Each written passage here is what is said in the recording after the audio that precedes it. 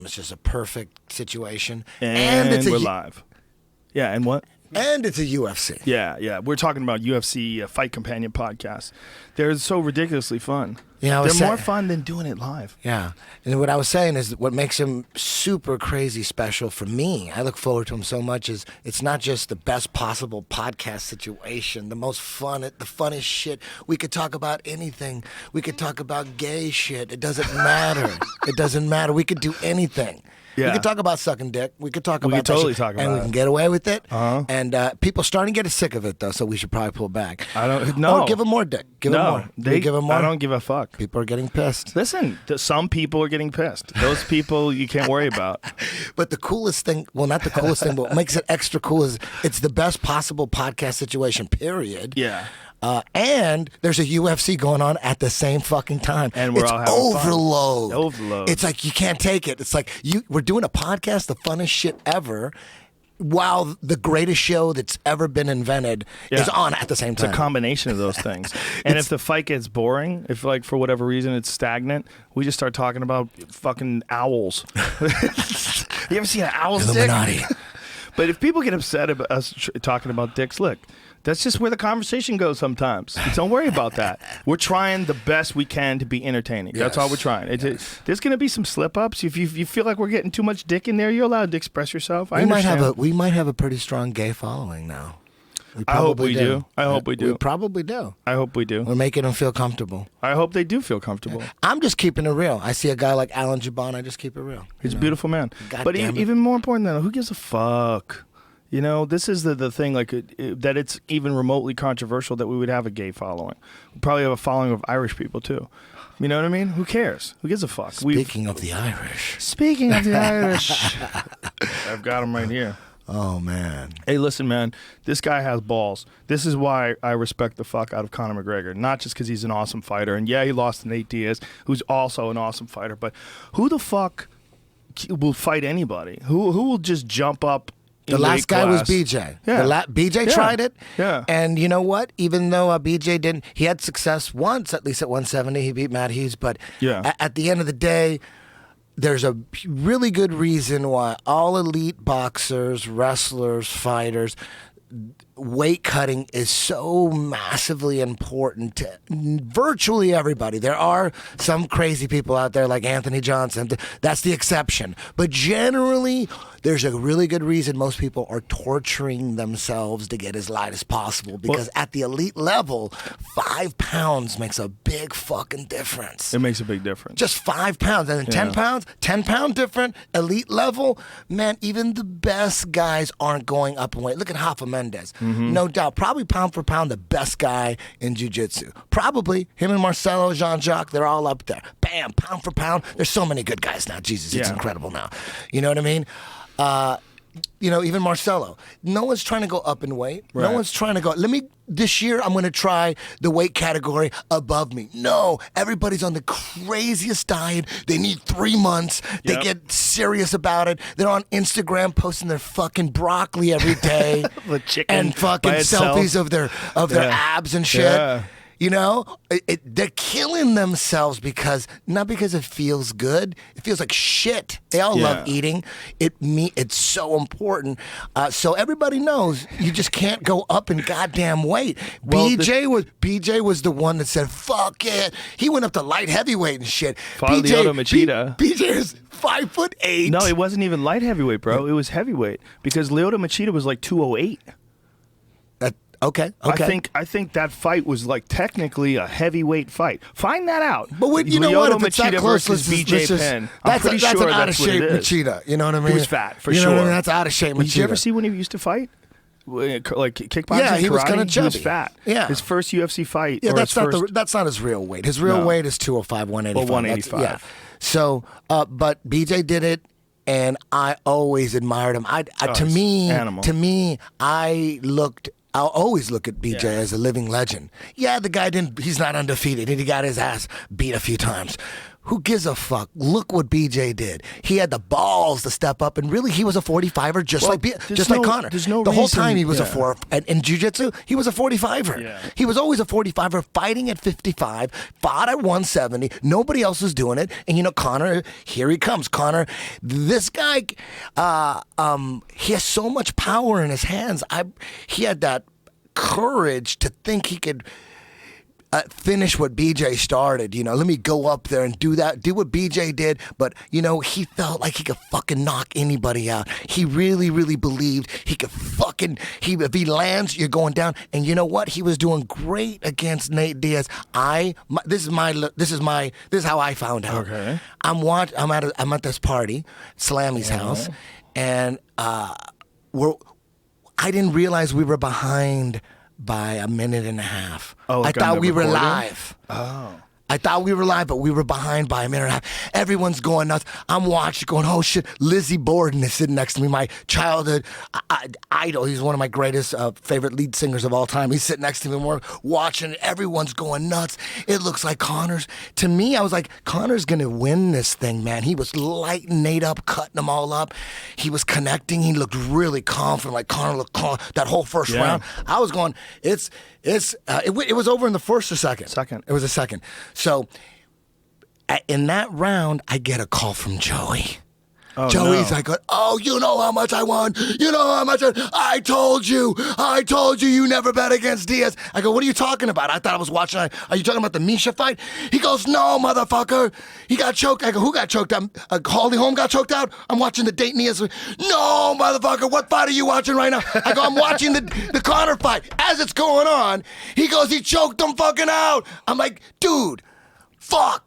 And he goes, bye. Boom. He realized he fucked up. And I'm like, and I knew that Diaz was going to win a minute before it happened. Did you pause it to pee or something? We were at a party and it was just behind. Someone rewound shit. When you rewind shit, you want to see something again, and you didn't fast forward it. So we thought it was live. So Joey called me hysterical and he gave it away. And then once he realized he gave it away, he hung up and goes, "Oh shit, bye." And I said, "Oh shit, bye. You just fucked up the greatest fight ever." But the fight was so crazy and so fucking insane that even though I knew, I go, okay, somehow Nate is going to take him down and choke him out, but it doesn't look good right here. I'm like, how is he going to take Conor down? That's not going to be easy. Fuck, he's going to pull this off. How is he going to do it? I had no idea that Nate hurts Conor. Conor takes him down. That's how it went down. The place I was at was going fucking nuts. Everybody was screaming at the top of their fucking lungs. Everyone was, ah! And then when he choked him out, dude, I'd never been in a party where everyone was going so crazy before, dude. Everybody was losing their fucking mind. I was too. Should have been at the UFC. Holy Live. Shit balls. Live, everybody was going crazy. Oh my Jumped God. up and screamed. I never screamed so loud in my motherfucking life at any fight ever. Dude. That was fucking insane. shocking. It was insane. It looked like Conor was just had his hands down and goes, I got this motherfucker. Yep. He was landing. He was tagging him. It looked like he hurt him a couple times. He definitely tagged him a few You know what I mean? times. It looked, he was, I thought it was over for Nate. I really did. And when he turned it around and the way it finished, and when he put that fucking rear naked choke in, he put that motherfucker in like a super ninja. The way, first of all, the way he mounted. If you don't do jiu-jitsu, you would never know the way he fucking mounted. And his balance, you could see the balance, you could see the beauty in that mount, and the way he was riding him like a professional fucking a champion rodeo fucking rider. All his balance was all beautiful. And then when he took his back, the way he put that fucking hook in, it was so efficient. There wasn't no hiccup where he hit the, this jaw, and then he had to set up, and then he had to feel, it just went, it was fucking insanity. Real black belt It was shit. so perfect and so fucking, like, that technique was about as flawless and as beautiful as you can get. Yeah, that was two big points, was that we had never seen Conor face adversity, and we had never seen him on the ground with a real Brazilian Jiu-Jitsu black belt like Nate. Nate's got a nasty ground game, man. His ground game is tight as fuck. But people are talking a lot of shit on Conor's jiu-jitsu. I know Conor's jiu-jitsu is good. He's come to my school. That guy's good. Just because he got mounted and choked down. Yeah, he was already hurt. But even if he wasn't hurt, I get mounted by my purple belt sometimes, and I get my back. There's some shit going on, and add punches and fucking all this hype. Right. Just because he got mounted and got his back taken does not mean Conor's jiu-jitsu sucks. Don't get it twisted. He was a little hurt. Nate Diaz is really good. It's that Nate Diaz is really good. You know what I mean? Like, Nate Diaz could probably do that to me. Doesn't mean I suck. Yeah. You know what I mean? He could probably get my back. Doesn't mean I suck. I'm all right. You know, so. Well, he got hurt. I mean, it's real simple. When you get tagged the way he got tagged, and you're trying to take Nate Diaz down, he got hurt. He probably had no idea what the fuck he was doing. You know, I haven't had an MMA fight, but Schaub was telling me about when Travis Brown hit him. And that he's like, dude, I know how to get out of the mount. But when Travis hit me, he's like, I didn't know what I was doing. I was out of it. I think that unless you get punched in the face, you can't judge his jiu-jitsu. Fuck no. It's like judging his walking if you get head kicked. Conor's jiu-jitsu is good. Nate Diaz's jiu-jitsu is just way better. You know what I'm saying? If that's all it is. If somebody punches you in the face and then you walk funny, like, man, you need to work on your walking. No, just get punched. They got memes of Conor like in a kid's jiu-jitsu class, and they put his face. That's one that's going around. I think that's got hurt. You know what? He's hurt. He is good. Trust me. Very good. Conor's jiu-jitsu is very, very his good. Stand-up. Trust me. He's not a joke. Especially in that first round was nasty. Stand-up, like, very good. He's just, look, first of all, he's fearless. Nate Diaz is not a real 170, although he did fight 170 twice. He fought Stungun Kim, and he fought Rory McDonald. Remember that? Fought those guys at 170. So he did have 2 fights at 170, but he's a 155er. But he's a big 155er. He's big and long. I don't know if he could ever make 145. I just don't think he could do it. Conor barely can do it. You know, Conor barely can do it. When you see Conor at the weigh-ins, I mean, those photos from the weigh-ins are pretty legendary. I think it's insane that we do this, that we let these guys dehydrate themselves like that. I think whatever Nate walks around at, that's what he should fight at. And I don't know if Conor really walks around at 168, which is what he weighed in, and Nate weighed 169. They were only 1 pound different. And Nate had some body fat on him because he wasn't preparing for this at all. I think Conor could make some noise at 155. Shrink that up so we can see the two of those together. Can we do that? Look at the difference between how he weighed in before and how he weighed in this time. I mean, my God, he looks like he has some fucking crazy disease that like won't let food absorb in his body on the top one. You know, like he's got some crazy illness. And then on the bottom, he looks great, full-faced. But you know, if he can make 145, he's going to continue to do it. Do you think it's an accident that the ring card girls are like sitting right there? Is that an accident? It's perfect for the pictures, right? Oh, that's why they stand there. Ultimate man. It's to balance out the dude in underwear. You know what I mean? You got to put chicks in there somewhere. That's exactly what they keep it real. do it. That's funny. That's funny. That's but exactly. I think he could completely continue to dominate the 145 division, and I think he could make a lot of epic fights at 155. Beat some big names, but then lose to some other big names. Like he'll be one of the top guys at 55. I don't know if he'll just clean house like he did at 45, but I believe if he stayed at 55, he would do some serious damage. He's a bad motherfucker, dude. Yeah, he's a bad motherfucker. And the shit he's saying after the fight, that's all the perfect shit. Perfect shit. I love what he's doing. You know what? I love how he's handling it. I think he handled his loss better than anybody ever. Dude, he's saying all the right shit. I'm humble shit. in victory, and I'll be humble in defeat. Yeah. You know? No matter what happened in that fight, his next fight, whoever he's fighting, he's gonna get fucked up. You know what I mean? Maybe. So, I mean, what if he fights Dos Anjos? You know, Dos Anjos is always going to be a tough fight. He's going to cut him up. I bet he tags him a few times. I bet you're right. I bet he tags him. I bet you're right. He's going to tag everybody. He's going to hit some people. And just because he got knocked out, a lot of people, half the people get knocked out in fights. I mean, he got knocked out. He got cracked and he got choked. But I'm interested to see how he handles the physicality of Dos Anjos, who's a lot more physical than Nate. You know, Dos Anjos is a beast. I want to know if he could do to Conor what he was able to do to Nate, what he was able to do to a lot of guys, like Pettis, what he did to Pettis. You know, that guy's strong as shit. I was so bummed out when he broke his foot.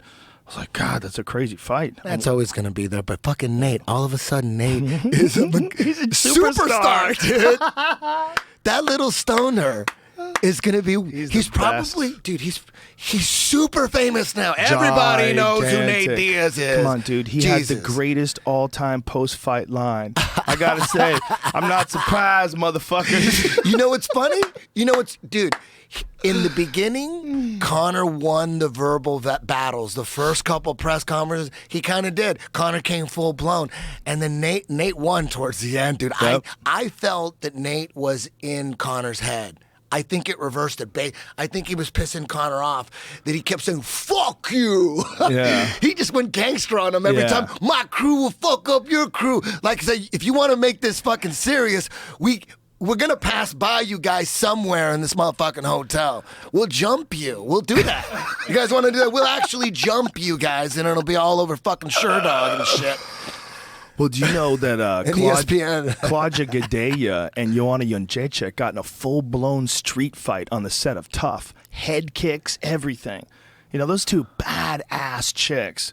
Claudia Gadelha is a badass bitch. You've seen her fight, right? She's nasty. You know dude. what? She's one that I have zero images in my head. She's nasty. Her and Jędrzejczyk had a really close first fight, split decision win for Jędrzejczyk. So they coached opposite side each other because she's the number one contender. Okay. When is that? She's air? ferocious. She's ferocious. I like The Ultimate Fighter. Both and this of one them are sounds ferocious. like a good one. Dude, Jędrzejczyk is ferocious.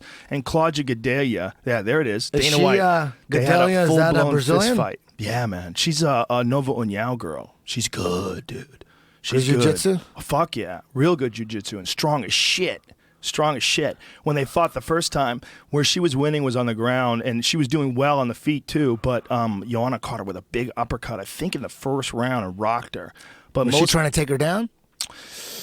I'd have to go back and watch it again. I remember specifics that Joanna cracked her with a big uppercut and hurt her, but that Claudia had overwhelmed her in some of the ground exchanges, and a lot of people were thinking that Jędrzejczyk was going to have more problems with grapplers like Carla Esparza, or like like Carla's a wrestler, or like Juliana Panay. What's her name? No, Jessica Panay. Jessica Panay, the second title defense that she had. These girls try to wrestle with her though. You can't wrestle with her anymore. She got better. She's nasty. She's really fucking slick standing up. And apparently they just went to war. They just on the set beat the shit out of each other. You're Dana White. What do you do with Misha? Dude, blow her up. She's huge. That No, I know, fight but who was do you give her? courageous. I don't know, man, but give her a world tour first. she won one of the greatest victories in the history of MMA. Dude, Damn, down on the scorecards in the fourth round with 2 minutes to go, she hits a takedown, takes her back, almost gets shook over the top, hangs on. That was so dramatic. Dude, that was like the end of a movie right there. She fought so smart. She did everything that all the experts were saying she was going to need to do. She did everything. Yeah. She avoided the kicks. She didn't rush in. And she had to pull it off in like what was there, a minute left? How I much think it time? was like somewhere around 2 minutes to go when she went for the takedown. When she got a hold of her. Yep. So you're down to last round, and she wasn't winning the round. Mm-hmm. Nothing really had happened that was like big and significant. She had a takedown. She was attempt probably stuffed. losing on the cards. Could be. Yeah. I didn't look at the cards, but she won that one round for sure when she took her down, and that made everybody go, "Oh shit!" Yeah. Was that the second? Was it the second round that she took her down? Was dominating her? Yeah, I think it was the second. Her Misha's wrestling surprised me. Her wrestling is a lot better than before. She's hustling, dude. She hustles. She keeps getting better. Because Holly Holm ain't easy to take down. She works her takedown defense. That's like her main shit. She probably works on her takedown defense more than her jiu-jitsu. So this is the cards? Yeah. So what is it saying, basically? What do we got here? Misha, this is hard to do. These are confusing. White, blue, pink. There's a pink card? I guess the different people. It just says the referees' names. Okay. So round 9, so 10-9. Well, who's red and who's blue? Misha's blue. Misha's blue on the left. Oh, okay. So right. Holly, so it must have been the that's interesting. Wait a minute. All three had 10-9 for the first. Right. All three had 10-8 for the second. Right, that makes sense. And all three had 10-9 for the third. And for the fourth. So does that make it a draw? No. That means Holly was ahead? Well, how do they judge the fourth and then the fifth? So she was ahead in the fourth. and So then- Holly was ahead by 1 point, right? Yep. Yep. Even though she'd won 3 rounds. Yeah. So Misha 'Cause of the coulda- 10-8. If she would have won that round, it would have been a draw, I guess. Wow. But she wasn't really winning Wow, the they ga- round they right ga- there. I'm surprised that they all gave him a 10-8. That's good. That's very good. That's good. Good It shouldn't job. be a Who were 10-8. their names? Marcos Rosales. Good job. Yeah. That was a real 10-8. That's how a 10-8 should look. Someone takes you down, beats the shit out of you. But just what a finish. That was what was Yep. amazing about it. And Holly fought smart. She used that side kick a lot. She's so good with her movement. She caught Misha with a lot of punches too, man. But she wasn't going after her. She would catch her with punches and stay on the outside. She was fighting a smart fight. And she got taken down. She got dominated on the ground by Misha. And that's when I was like, wow, Misha's fucking top game is solid as a rock. Like her control is excellent. And she's fucking strong, man. She's strong because Holly's strong. Holly Holm is strong. I was really impressed with her ground and pound, really impressed with her top game. But then, you know what, man? The next round, Holly Holm got right back on her fucking bicycle and probably, in everyone's eyes, won that round, right? Yeah. All those judges' eyes. To me, it was, if that would have won a decision, I would have given it to Holly. Yeah. Just based on, Depending upon how no, that no fifth real round ended. damage. She never Yeah. knocked Misha down. She never hurt Misha, right? Did she ever Definitely hurt her? never hurt her. She tagged her a couple times where she snapped her head back a little bit, but it wasn't anything like where she boom, was rocked. like Yeah. legs giving out. No, So it was about to be a semi-boring decision overall. Like, who would want to watch that fight again? The second round was kind of cool. It was going to be one of those fights, but just like that, Misha turned it into one of the greatest fights ever. amazing. Yeah, that comeback, That last fucking- second, that's like a grand slam in the bottom of the ninth. And the scramble to get to the back, her scramble, Yeah. the way she held on as Holly kept moving and changing and adjusting, she kept holding on. Then finally, the Hail Mary, Holly tries to flip her over the top, and she hangs on. Yeah. She hangs on to the choke and sinks it in and gets the hooks in. And when Holly goes to sleep punching in the air, You know those oh my old, God. you know those old NFL films, like when you watch those, the Super Bowl from 1978 or something. Yeah. And you have that voice, Yeah. and they're doing the slow mo and all these old, memorable plays, like Yeah. epic plays. In 20 years, when they look back at that and they have some old, like Orson Welles type narrator talking about, about going through all that transition. I mean, there was a lot of drama going on there. Man, she didn't just take her back and choke her. Yeah. There was a lot of shit. There was a lot of shit to handle first. so much was going on. And you So gotta- much was happening. Yeah, it was incredible. was 2 rear amazing. naked chokes. The scramble, though, was just so epic because the drama building up. She's down on the cards, most likely. We can't watch that? No, we can never watch that. She's down on the cards, most likely. She's about to lose a decision, probably. Oh my God, she's got a hold of her. Oh my God, she's on her back. Oh my God. Oh my God, she got that choke. Oh my God. It It's just over. kept going and going. Exactly. And then when Holly went to sleep, it was like she didn't even tap. She just went out.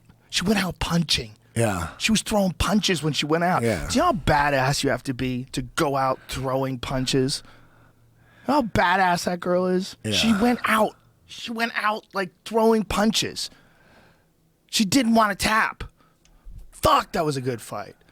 Woo! Yeah. It's amazing. Back that to was back, the best, boom. the best fight of the night. Was that the biggest UFC ever? I mean, Jesus. Yeah, it was the biggest UFC ever. I mean, I would say It had it's to the be, fight of the right? night, but it's not the fight of the night. It's the same.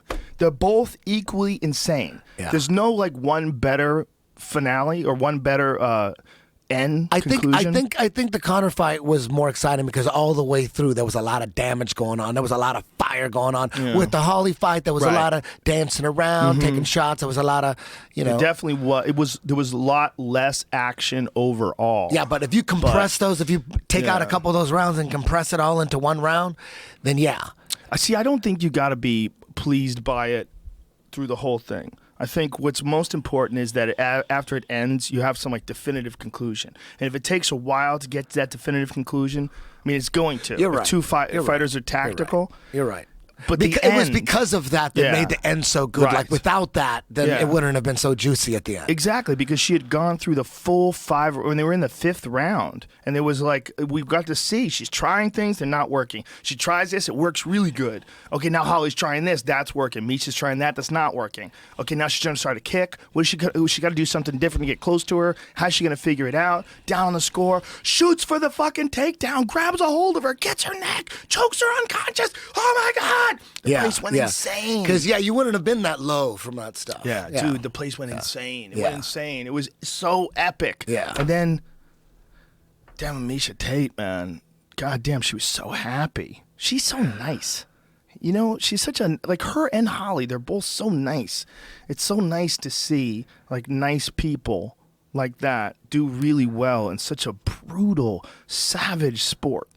You know, she's really nice. Like, when have you ever, Misha Tate's never, like, raised her voice at anybody. She's never yelling at anybody. She's, like, real friendly. She's, like, real sweet. To see her, the UFC bantamweight champ, I was like, wow, this is crazy. What a performance. I think Holly is a little bit nicer, though, right? She's super nice, too. Yeah. She seems like They're just both some super country, like, wife, you know what I mean? Yeah, Who's, like, she's helping the with preacher's horses. daughter. Yeah, she That's really what is. they call her. Yeah, she And is. She really is, right? Yeah, she really is. Wow. And she's tough as fuck. Dude, she went out punching. Yeah. Out cold. She was like throwing punches. She just wants to get, in her post-fight interview, she just wanted to get back into it. She's like, when do you, I'm she goes, sure. she just wants to get back in and get it back. You know what I loved about the pre-fight speech when she was talking about the fight itself? She was like, you know what? Ronda's going to be out for a while. She goes, I'm not fighting for money. I'm not fighting for fame. I want the action. I want to fight. I'm like, whoa. How wild. That's how you got to think if you want to be great, right? If She you needs want, something to focus on. Yeah. If you want to be a Holly Holm, I guess you have to be like that. Yeah. If you want to be a 19-time world's women boxing champion, you got to be like a crazy motivated person. Like She's that. She's got to fall in love with jiu-jitsu, though, because she's not the biggest fan of jiu-jitsu. She really needs that. And Well, you I had know said that's hard. this before the I know fight. that. I know that's hard to swallow, you know. But you can't be one of those fighters that, and there's a bunch of them out there that they didn't really want to get offensively good at jiu-jitsu. They didn't really they weren't attracted to passing the guard and taking the back and choking people out. There's a lot of wrestlers out there that just wanted to keep it on the feet, do a little takedown defense, and if you have to take them down, stay in half guard and pound them out, and just keep it simple and keep it like that. You know, if there's a lot of wrestlers like that. Not that she's a wrestler, and there's strikers. There's strikers like that too. There's been quite a few throughout the years, champions that didn't really want to work on their jiu-jitsu the right way, which is sparring with everybody and not picking your sparring opponents and just jumping into the fire. That's how I know Connor's good, because Connor does that, and he's going to get way better. He's actually good at jiu-jitsu. Just Nate is a lot better. But I think Holly needs to have somehow it needs to happen. I don't know how, but she needs to fall in love with jiu-jitsu and because I think that's where people know. I mean, that's the spot. We haven't really seen her on her back. We haven't seen her react to jiu-jitsu, and now we have. And Misha just exposed her, and she needs to take that. She needs to take care of that and fall in love with jiu-jitsu and start getting on Instagram, taking pictures with her gi. You know what I mean? And she's got her blue belt and be all happy. She's got to be really happy about it, because she needs to.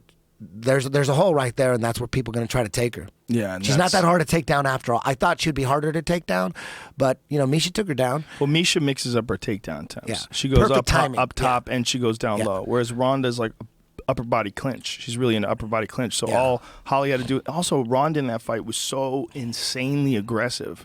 Her charging after her made it so much easier for counters. Yeah. Misha was super crafty. Yep. She Very patient. Very patient, varied her movement, varied her timing, didn't do any like she didn't continue any patterns with her stand up. She moved around a lot, and she did a lot of juking and she did a lot of different stuff. Stayed on the outside, made Holly come after her. Like if you're a really good counter striker like Holly is, for her, the best thing is a Ronda. Like, someone's going to run at her. The best thing is someone running at her. She's so fleet. Like, her footwork is so excellent. She's so light on her feet that she's so good at just sliding out of the way and cracking you while you're coming in. It's like one of the things she's best at. Mm-hmm. So if you fight that way against her, that's the kind of fight that happens. She looks like a master. But if you look at her fight in the very first UFC fight with Raquel Pennington, she won a split decision. Yeah.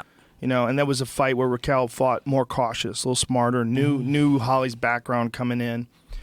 If you don't engage with her, it's like, remember when Anderson was in his prime? If guys came after him, he just butchered them. But if guys hung back, sometimes the fight was boring, right? Like Talos Leites. Remember Talos Leites hung back and he kind of waited for Anderson. Same thing with Patrick Cote. Patrick Cote hung back. He just fought smart. He's like, I'm not charging in and running in anything. Come get me. Come get me. And Cote always had a big right hand. So everybody had to be real careful. You always had to be careful because a guy, if you're coming at him, he could always catch you. And if a guy like Cote catches you, he just had that stupid power in his hand. He could just he knocked down Tito at 205. You remember that? He knocked him out? Knocked him down. Oh, Tito okay. could take a shot. Yeah. But he knocked him down at 205, and he fights at 170 now. Yeah. Yeah. I mean, Patrick Cote can crack. So Anderson never won. Remember Patrick blew his knee out in that fight? Yeah. He went to throw a kick, and his knee just gave out. That's right. Exploded. Yeah, he fought a very smart fight too, and that's that. When you fight a killer counter striker like that, the big thing is let them lead. They don't want to lead. Make it a boring fight. Let it be boring. Move around. Be patient. Misha did everything right, man. It's amazing. Ronda Misha 3 would be nice, right? It's probably what's going to happen. It's probably what's going to happen next, according to what I've read on the internets. Is that what I've heard? I wonder what Ronda would want. Would she want It's probably a rematch with her after a loss, or a title shot? If I was her, if I was her, I'd be a boy. Tough choice, right? I'm a boy. I can't be her. If I was her, honestly, I would imagine, if I was her, I'd want to avenge the loss. Because Holly was her first loss, and she doesn't feel like she did her best in that fight. And that fight was just, she had too much going on. If you hear her talk about it, it was like it's just overwhelmed with obligations and shit, and just fought wrong. Just didn't fight correctly. Just had real problems going into that. And then you have her approach, getting in Holly's face, the weigh-in, trying to make it real emotional, you fake ass bitch and all that stuff. And then all that emotions when she fought in the ring, just running after Holly, and Holly just fought like a master. That was one of the best performances you'll ever see of a striker negating a person's aggression. She just did it so brilliantly, catching her with elbows coming in, catching her with straight lefts. And then that fucking setup for the head kick when Ronda's all stumbling and she just catches her with that head kick. I mean, just a spectacular mixed martial arts performance overall. One of the best, title-winning efforts in any weight class as far as a sheer domination. It's right up there with T.J. Dillashaw, Renan Barão 1, but probably more scary and That's impressive. one of the most spectacular highlight clips ever. Where she's getting clipped. Yep. Wow. Amazing. Amazing. She's a badass, So what I think about Holly is, Holly get back on track, and I really hope that she takes that advice that you just gave. I think that'd be real smart. She got to somehow fall in love with it and not fight it no more. Well, I don't know if she fights it. I don't know what the deal is. Who knows? Yeah. She's just so good at kickboxing. I think she just wants to stay sharp in that, and that's what she wants to do to girls because she feels like she has this big advantage against them in that. But obviously, she needs a little work on it, and I think she'll get better, man. She can still improve, And I think maybe there's also the overwhelming pressure that must come from being a champ. That experience probably takes a while to learn how to navigate. I hope I'm wrong and she's already in love with it. That would be awesome if I was wrong. I'm rooting for Holly. I like Holly. I think Holly. How could you not Holly like her? Of course. How could I not like her? I'm just being real. I'm sorry if it hurts anybody's feelings. No. I think what you're saying is important. And I hope that I'm wrong. I hope you have no idea. She's totally into it. She just hasn't worked on it that long or whatever. Yeah. But that's. I would love to see Holly Holm with aggressive off her back and dangerous off her back. There's no reason why she couldn't be. She's super athletic. She has a crazy work ethic. Did you watch CR? Bahadurzada and Brandon Thatch? There was a fight on the undercard. Thatch is a super talented guy, man. Super talented karate guy. But Bahadurzada was able to take him down, and he just didn't have any answers off his back. It's one of those examples of a guy who's a really talented striker where you're not getting to see the full extent of his talent because he has a difficult time fighting off his back, and he has a difficult time keeping guys from taking him down. So guys are figuring that out with him, and a couple guys have dominated him on the ground. And it's just unfortunate because he's so talented with his striking. Like when you see a guy like that, you just want to go, man, if you could figure out a way to find balance in your skill set, how good would he be? You know, he's so good standing up. But Bahar Dazada, man, my God, that guy hits hard. He's got one of those weird punching power bodies. Like it doesn't even make any sense. I'm not familiar with him. He's from Afghanistan. He was born in Afghanistan, grew up in Holland, I think. But he is, I want to say he did, I don't think who did he train with? Greg Jackson. He was at Greg Jackson's camp for this. But he's been out for like 800 days. He had like some serious injuries, man. Like both his labrums. It's 3 years. Almost 3 years. 2 years. Yeah, a little bit more than 2 years. He had both his labrums had to be operated on, broke his hand, fucked up his back. Which one's the labrum? Inside your shoulder. Oh, shit. He had a bunch of shit operated on, so he was out for a long time. So to see him come back, but to see Thatch, like in the beginning, you see him on his back, and he almost catches a triangle. He just throws up his legs. And, if someone who had a really good triangle like Nate, if Nate was in that same position, he would have got it. He would have got the triangle for sure. I mean, it was all there. Or at least he would have secured it, and Bahar Dazada would have had to defend it, but he couldn't secure it. And I was like, man, it was right there. Like, he had the leg over, he had the other leg here, it was over like this. There wasn't that much resistance. Like, grab your fucking ankle, lock that in. Like, what do you do? And he just didn't. And then you see him for the rest of the fight was having a real hard time fighting off his back. Well, you see a guy that's that good, he's so talented standing up, man. You watch him throw knees and punches, you're like, Jesus, this kid could be a fucking force.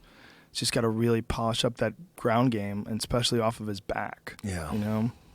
This is a crazy sport, man. You can't just have one way to go anymore. You got to have the whole thing. You can't. There's very few people that are going to exist in this sport at the upper echelons with just one way to go. One of the things that's so scary about a guy like Nate is that Nate's boxing is just as good as his jiu-jitsu. And sometimes you don't see the jiu-jitsu that much because he's so confident in his boxing and he throws down with guys, but the guys go to the ground with him. I mean, he's choked out some good dudes. He's fucking good. You got to have some serious finishing power on the ground, whether it's on your back or you on top. You have, at least with you on top, you better have finishing power. Yeah. Maybe you just use your bottom game for sweeps. There's nothing wrong with that. You don't have to finish the guy off your back, but it's always good. It's always better if you could finish. If you're known to finish people off your back, that's anytime. I roll with anybody that's like even a purple belt who specialty is finishing people off his back.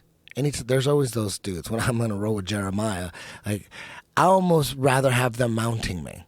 Like if I end up in Jeremiah's guard, I'm like, fuck that, mount me. It's easier to get out of the mount than it is his rubber guard. Seriously. That's crazy. And there's few guys like that. Like a Boogie. Mm-hmm. If anytime Boogie put me in his guard, I go right to the mount. I go, check out this sweep. You're a bad motherfucker. Boom. That's funny. Yeah, Isn't that crazy? Because that goes against conventional thinking. Oh, yeah. But I don't have the greatest posture in the world, and my lower back's all fucked up. So right. I don't try to posture out of shit. I go with everything, man. That's I'm smart. like, you want to go that way? Let's go. And let me see if I can hold on and get a little clinch and then go back this way. Bam. I'm too old to force my way through anything. That's probably the smart way to do it, though, right? That's It's the the traditional survival way way of of doing it. jiu-jitsu. My jiu-jitsu is becoming very survival now. My guys are fucking me up now. There's this phase where I'm getting tapped out all the goddamn time now, man. The only way I could tap out my certain purple belts is if I have gas. If I'm tired and I take a round with one of my purple belts, I'll be fucking on survival mode the whole time, man. My guys are coming with fire now and throwing leg locks. You leave your feet out. Damn. It's pretty crazy now. You getting any leg injuries? No. Just my back finally getting that disc But I mean, other replacement. people in class getting any knee injuries or anything? No. It's a myth. Really? It's a myth. That's You'll interesting. hurt your arm or your shoulder at the same rate you'll hurt your knee. We do leg locks all the goddamn time. That's so interesting because that was always the worry. 10th right? Planet has always been that way. We never banned reaping. I never frowned upon heel hooks. I personally never got really heavy on heel hooks. I was always heavy on leg compressions, a different style leg lock. I was always doing those. Not really heel hooks so much. But we've always had heel hook masters. No, I wouldn't have asked that if that wasn't something that comes up all the time when people talk about leg locks. I know the answer because if it was, I would have heard about it. I You think would have it's a told myth. me. I think it's a myth that leg locks are. 'Cause when we were brought up in jiu-jitsu, the whole Brazilian jiu-jitsu community banned heel hooks and frowned upon them. And Do you remember that time you were at a tournament and they started booing and screaming when you Yes. went for a guy's leg? Yes. When I first, during my white belt years and into my blue belt years, I saw Ken Shamrock instructional. He's wearing jeans and shit, and he's got no shirt, and he's wearing jeans. And he's like in this small little gym, and he's got this Japanese guy, and he's doing this toe hold from top half. And I was always playing half guard like right away as a white belt. That's like the worst guard ever, is a quarter guard. I mean, it doesn't get any worse than that. Anything worse is you got your guard pass. So I was always playing the worst shit because it was small and weak. But You would go after toe holds? yeah, I learned it from Ken Shamrock, started going after toe holds, and I got pretty good at them. I was tapping motherfuckers with them. And I did this tournament. It was the first Pan Ams, and it was in L.A. in El Segundo, 1996 or 97, the first Pan Ams. I went for a toe hold, and there was about 500 Brazilians that they shipped in because it was the first Pan Ams, and there was like this big retreat, and they had them all in this hotel right down the street from the gym, and it was mayhem and shit. I'll never forget that. And we were in El Segundo in L.A., and there was 500 Brazilians that got shipped in for the Pan Ams. And, of course, they dominated. They killed everybody in jiu-jitsu. But I did wrestle a Brazilian, and I put him in a toe hold. And as soon as I put him in the toe hold, the whole crowd went nuts. It was a riot almost happened. It was just a riot. I don't know what stopped them, but they were throwing shoes at the mat. They were throwing bottles at the water bottles at me. And I'm sitting there holding the toe hold, and everyone's screaming. And I'll never forget, Johnny Machado comes running like slow motion, and he slides. Goes, "You gotta let it go, let it go." And I was like, "Fuck!" And I let it go. And then the guy beat me on points. But So Johnny Machado slid in and told you got to let it go because everybody was going crazy. yeah, everyone was going crazy. You And I weren't let it supposed go. to attack the legs back You then. weren't supposed to attack. It was that dirty. crazy? It was dirty back then. And then in the parking lot, like that Mean Joe Green commercial. Remember that old Mean Joe Green commercial where he's drinking a Coke and there's like a little kid? Yeah. Well, I felt like a little kid because I ran into Eric Paulson in the parking lot, and he was getting the same reaction when he was going for leg locks, and he was like a blue belt at the time. And I think we're the same age, but for some reason I always felt like a little kid, and he had all this knowledge. He was a blue belt in jiu-jitsu, but he had trained in Japan and fought in judo and shit. He was already like a professional fighter and was an expert at leg locks who just got into jiu-jitsu. So he's competing at a blue belt, fucking everybody up with leg locks, right? It's Eric Paulson, young ass Eric Paulson's like Right. 24, and we're in the parking lot, and he showed me this leg lock, and he goes, "Listen, check this out, man. Don't forget this." Because he saw a little of him in me because I was going for a toe hold. Right. He goes, "Oh, fuck, look at that dude. He's getting a lot of heat, too," because he's going for a leg lock. So right away, But it was totally legal. That's what's crazy. You could have tapped the guy out and it would have been legal.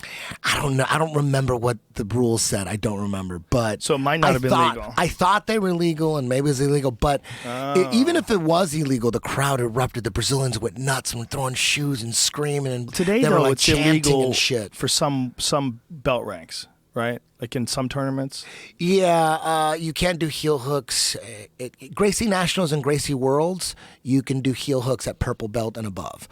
White belt and blue belt, no heel hooks. You could do straight ankle locks and knee bars at blue and no legs at all at white.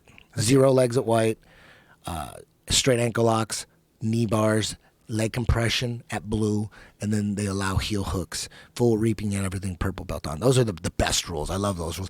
You don't need heel hooks for blue belts. But like Naga, they let everybody heel hook. So, and there's not this big epidemic going on where people are just getting their knees just ripped off. Not at any 10 Planet School. Every now and then someone does get a knee injury, just like they do get an arm injury or shoulder injury. Sometimes people get put in a heel hook and it fucks their knee up. Sometimes it happens with the arm at the same rate. We do heel hooks all the time. No one's getting, every now and then someone gets hurt, but it's just part of the game. But it's every now and then someone gets hurt from everything. Yeah. It's not if people trust me as a businessman, if I saw that I'm walking around every night and I'm looking at what's going on, I know exactly I know who's playing what everyone's different style, especially at like the purple belt level. I pretty much know where they're coming from. No one's getting hurt. Everyone's doing heel hooks, and man, it's a different motherfucking world when you're going against leg lock experts that know jiu-jitsu. Like guys like Eddie Cummings and Gary Tonin, like black belt at jiu-jitsu, that are fucking hyper, super, ultra leg locky. Yeah. Holy shit. You better watch your shit. Yeah. So if you are not training leg locks are, you know, when it's submission only, when there's not all these stupid rules, when it's just like that jiu-jitsu that you fell in love with. Everybody falls in love with the jiu-jitsu that they walk into their dojo and then they train for the first day and they fucking love it.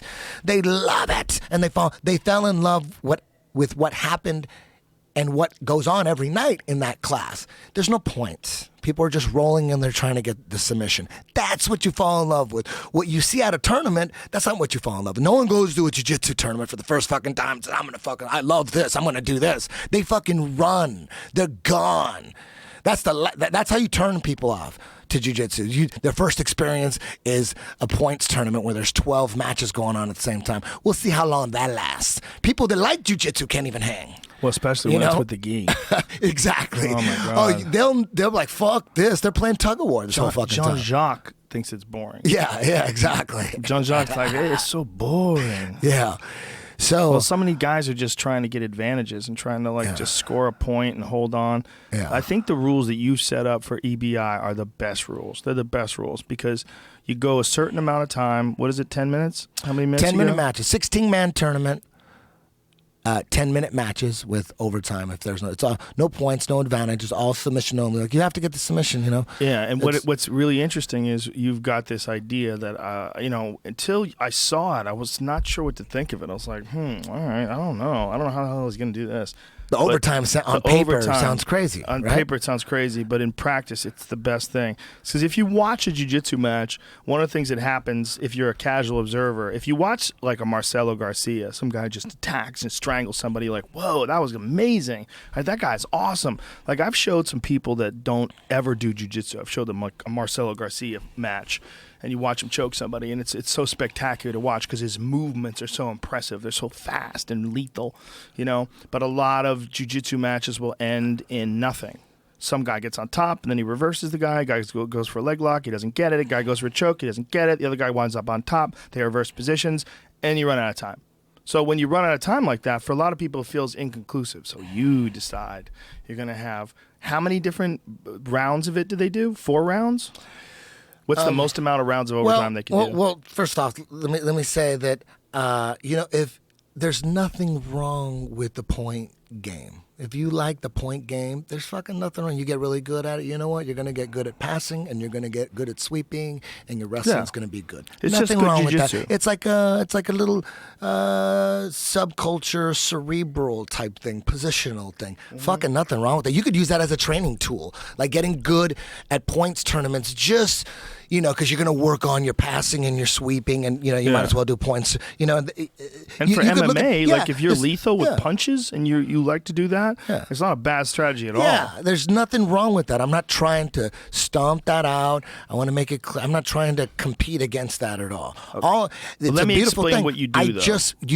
My goal has always been to create a jiu-jitsu show, and I thought it would have been done by now, and a lot of people have tried to put a jiu-jitsu show together on that's so exciting that it can compete on the overall entertainment value with an MMA show, like your average MMA show. I go, jiu-jitsu is so beautiful. We're obsessed with it. Why can't we? What's going wrong? There's been a professional submission league. Hickson even had a show. There's Metamoris. There's Polaris. I mean, none of these shows, including mine, none of these shows are making any money. I haven't made any goddamn money with my show. We all know that in the jiu-jitsu community. There's no money there. These shows fail constantly. But what is it about? They're works of passion. And yes, that's the reason why they're still around. Exactly. Like when you go to an EBI and you're in the audience, that is an audience of jiu-jitsu enthusiasts. Like everybody is pumped. Yeah.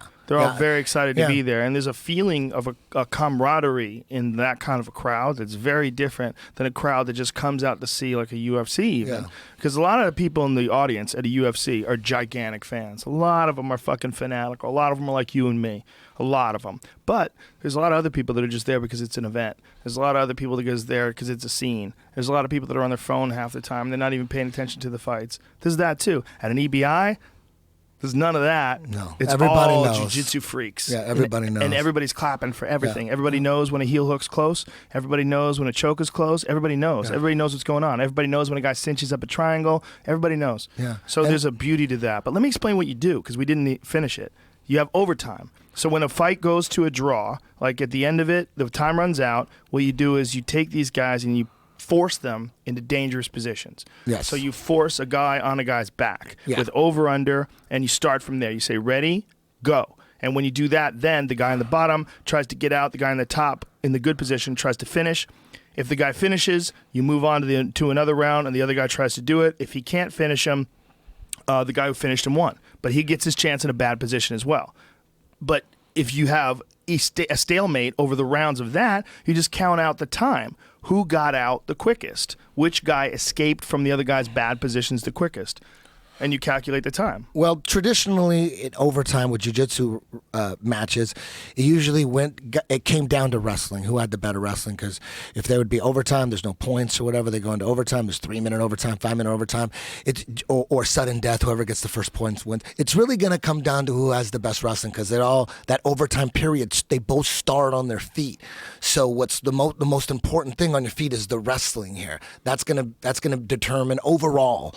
The superior wrestlers are going to win. Right. That's always been the case, really, in all the overtimes. It always comes down to the wrestling, generally. So I never really was a fan of that because I've seen plenty of wrestlers in submission tournaments not know anything about submitting, but they'll run away with the gold medals just based on their wrestling, and that's a beautiful thing. I wish I had that wrestling. But when it's a submission or a jiu-jitsu tournament, we should best encourage jiu-jitsu. stifling. Yeah. The best jiu-jitsu should win, not the best wrestling. The best jiu-jitsu, the best at submitting should win. Like a guy like Marcelo Garcia should win. The overtimes should make it so the best wins generally.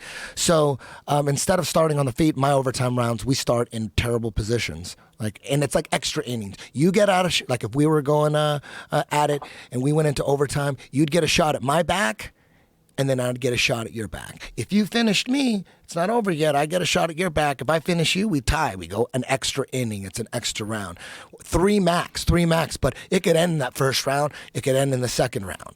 If it goes all 3 rounds and we're still tied, whether it's a submission each or an escape each and another escape, and that's 3 total, or all escapes, we add all the combined escape and submission times together, and whoever had the quickest or shortest time wins. So it encourages that when you're on my back that I'm not going to just sit there and just hold the choke. You should try to get the fuck out because if this goes, to a triple overtime, this is going to matter. So what it does is it opens up a submission for the guy because the guy has to escape. Yeah. If it's confusing, just you can go see it live on. You can see it on YouTube, right? UFC Fight Pass. You could see EBI 4. That's where we're at now. But the ones that you have now, like there are some matches online. If somebody want to go and look at it right now, right? Yes. And then the new one, the next one, the absolute one, this big crazy one, is going to be in April in LA. Sunday, April 24th. Is that the 4th? April 24th. And that's an absolute one, right? Where you have all sorts of different weight classes represented. Yes. I'm sorry, dude. What are you doing? I want to make sure I got the day right. Yeah, Sunday, April 24th, downtown LA at the Orpheum. It's going to be streamed live on UFC Fight Pass. Orpheum is an awesome theater, too. If Yeah. you've never been, it's one of those old classic downtown LA Beautiful. theaters. Yeah. It's probably from the 30s or something, right? Something when like did they that. build that? I don't know. It's I know. awesome. It's awesome. So to watch your show there, dude, it's so cool. It's so Yeah. cool to see Yeah. it blowing up. Like last time we were there, we're sitting in the audience like, whoa, this is amazing. It's crazy, right? It's amazing. It's amazing. Yeah, It's packed. and I everybody's couldn't have going done it nuts. without my partner Victor Davila. He's the He's one awesome. guy. I never wanted to be a promoter, man. That's not something I ever thought I'd ever be like a promoter for a show. That's not what I was trying to do. I was trying to come up with an idea that like give it to another promoter to do it. Like, do this, but everyone thought it was the dumbest idea. They thought I was losing my mind. They thought I smoked too much weed. So then I thought, you know what?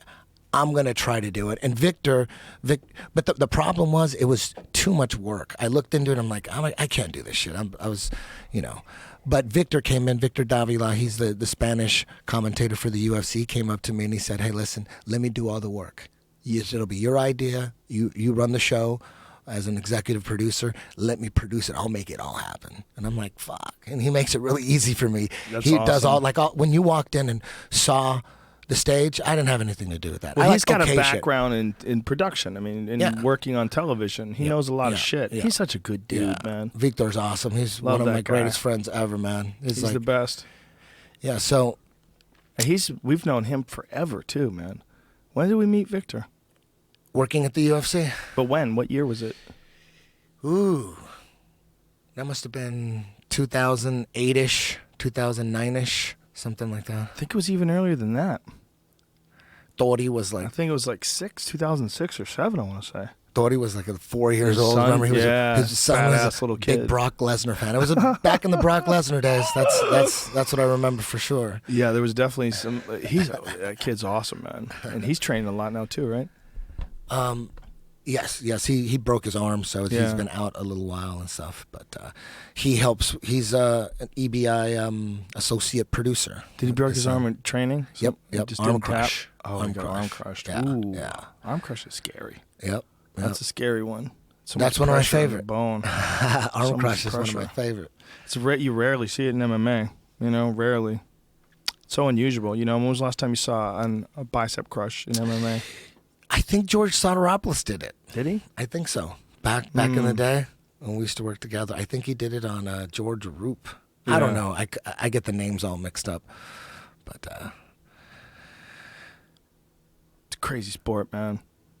There's nothing crazier than MMA. I mean, you watch the combination of punching, kicking, and you're seeing a lot. choking You're each seeing other. a lot more guys go for leg locks now. See, you notice that? Oh, yeah. In the last UFC, there was a guy. He didn't pull anything off though, but forget who he was. But he was all over dude's legs, and he couldn't get hit in a lot of angles. Back. You talking about? Was it Darren Elkins fight? Maybe. He was who was he fighting? Maybe. God damn it! It was a great fight for Elkins. Why can't I remember who the hell he was fighting? Too many people in that last card. This weekend? Yeah. Skelly, I think. That's right, Chaz Skelly. I think Chaz was like 4-1 in the UFC, and Elkins just dominated him. Elkins moved to Sacramento, trained with Alpha Male, moved his family, said, "Fuck it, I got to make a run." Is this at the this fight shit. that I'm talking about? You think so? Yeah.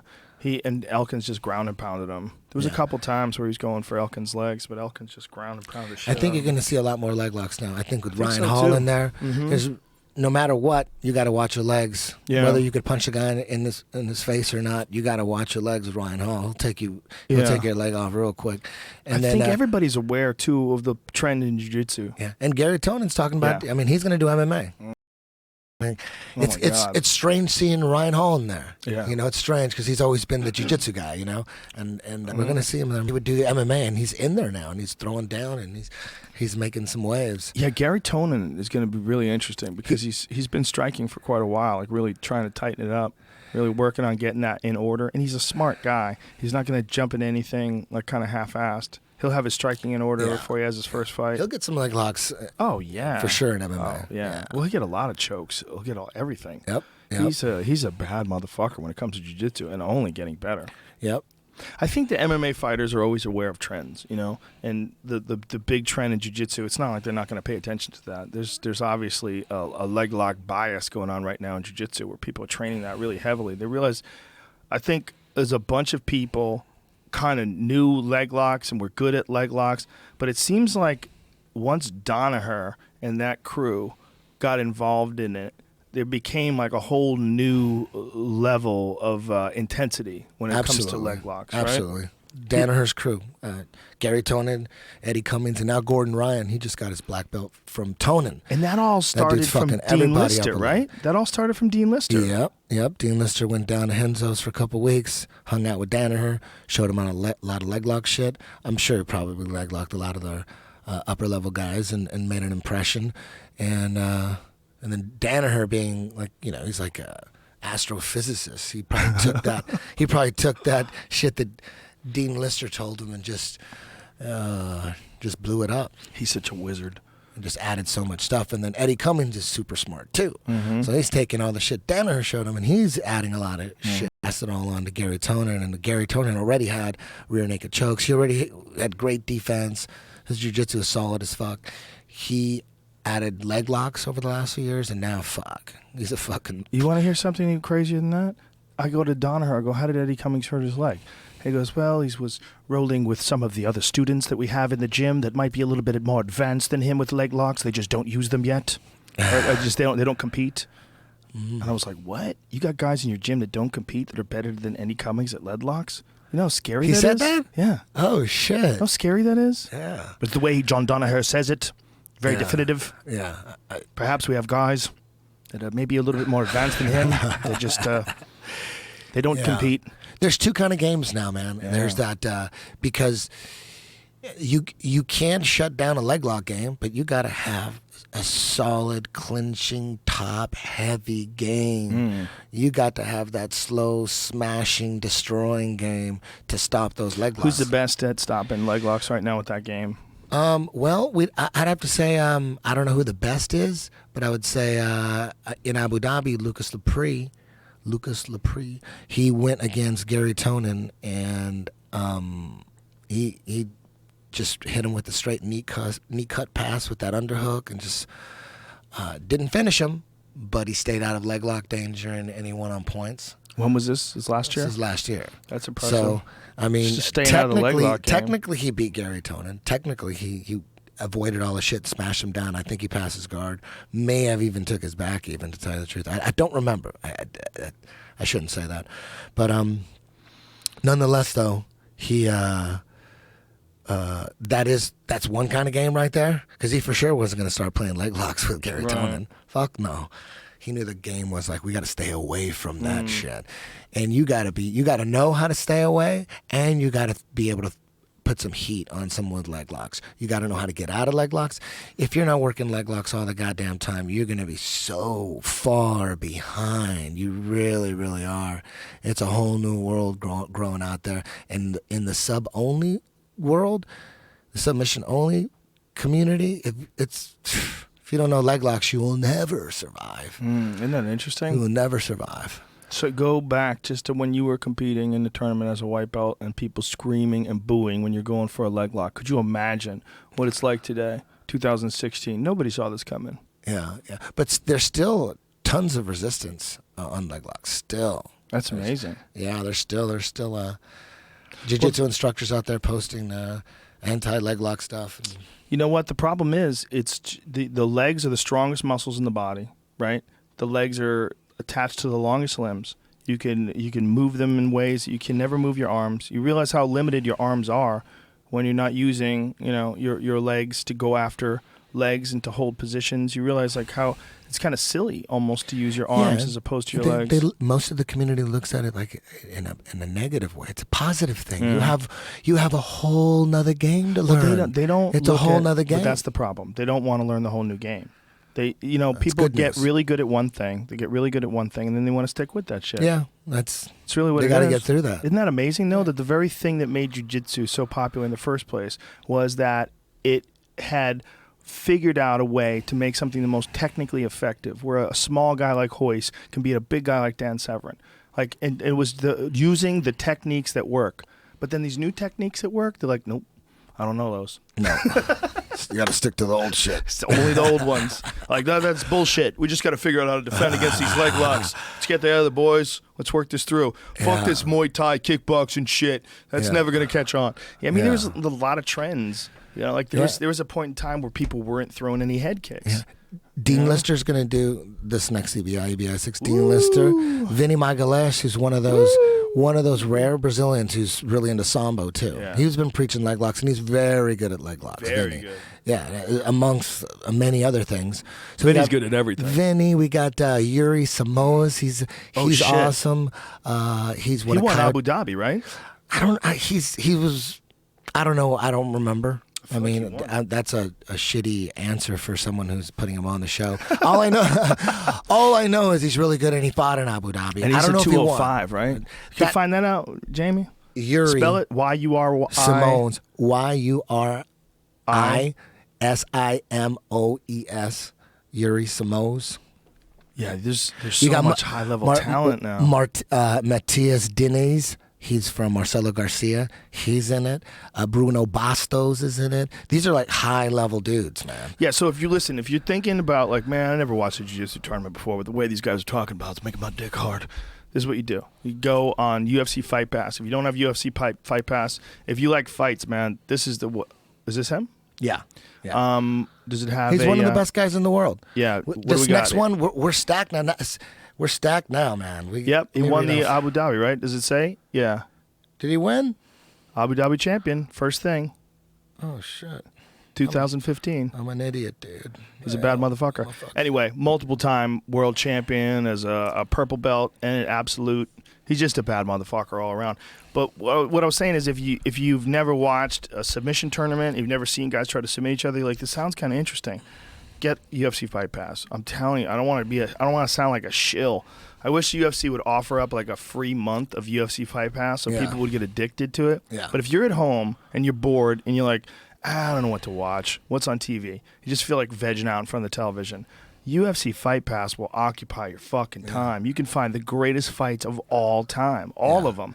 And we're doing 5 shows a year with them. They want 5 at That's least. amazing. So we got to pump them out every 2 months.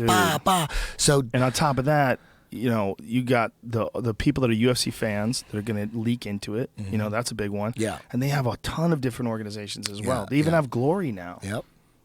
So cool. Gary Tonin and Eddie Cummings are both in this absolute. DJ Jackson, Richie Martinez, Amir Alam, Rustam Chiziev. He was in Abu Dhabi. I think he was second or third. This guy's his fucking That's a tank. huge wrestler. Rustam Chiziev. He's got hair on his back. He's just fucking. Spell his name to Dude, he Jamie just so he can throws pull up a people video. Yeah, at RUSTAM. CHSEEV. CHSEIEV.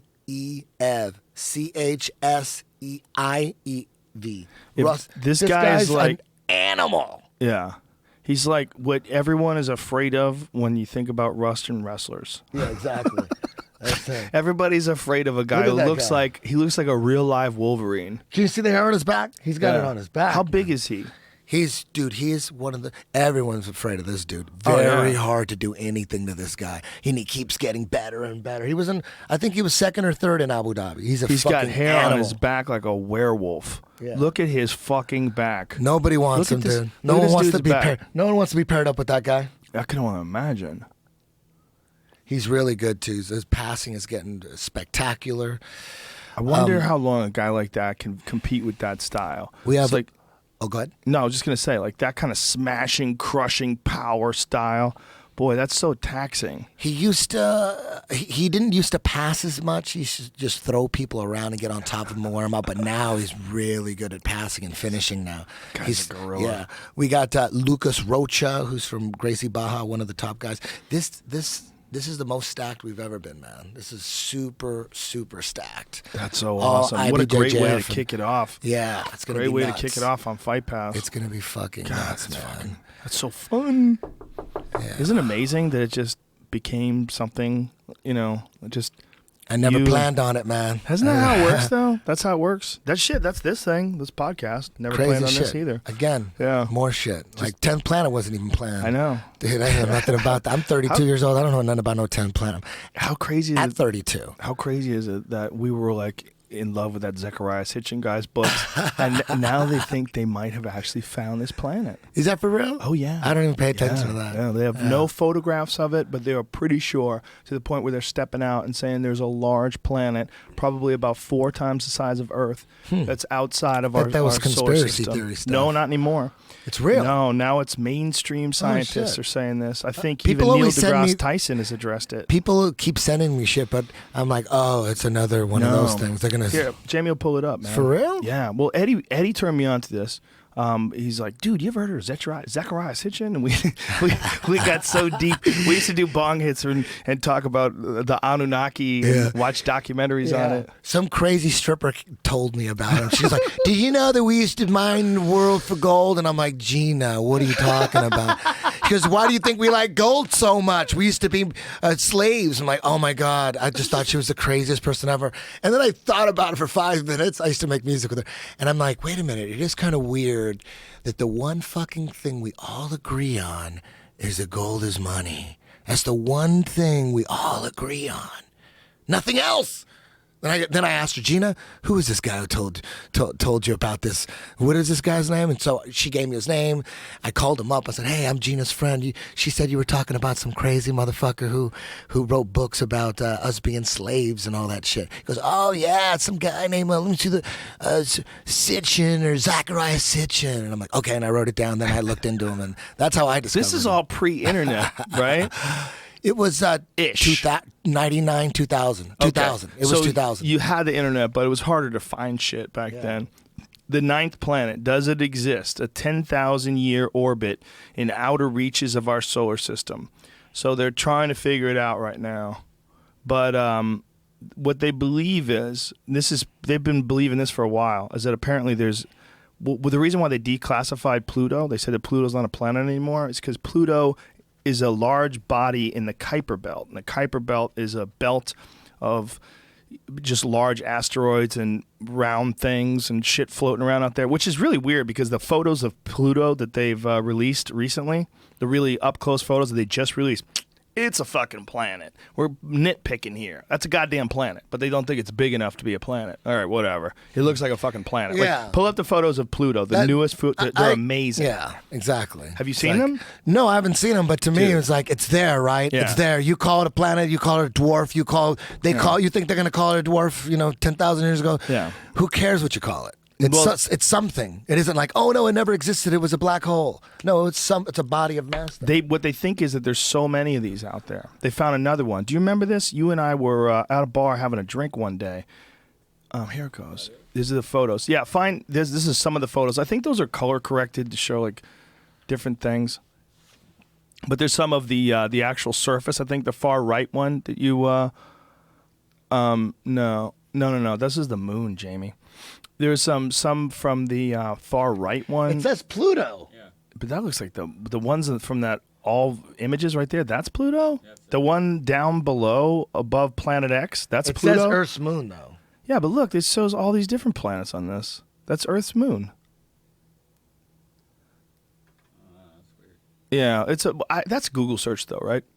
Just go to the web search, and then just write recent photos of Pluto. What is it? New Cassini? Is that what it is that took the photographs? What was the? Yeah, the Cassini. So there's a bunch of Plutos, is what they're saying, right? Yeah, there's a bunch of So Plutos. So they found another one. You and I were at a bar once. I remember this because I saw it on my phone. So it had to be an iPhone. Someone had sent this to me. Dude, you got to check this out. And I clicked on the link and it went to a website that showed that there was a new planet. And I was like, dude, they found it. But it turned out it was right before they declassified Pluto. They went, wait a minute. There's a bunch of these fucking things out there. These aren't really planets. And so they think, to make a long story short, there's a bunch of these things out there. And then behind that is a thing called the galactic shelf where it just drops off. And that would indicate that there's a large, massive object out there, another planet. What if they're like, there's nothing there?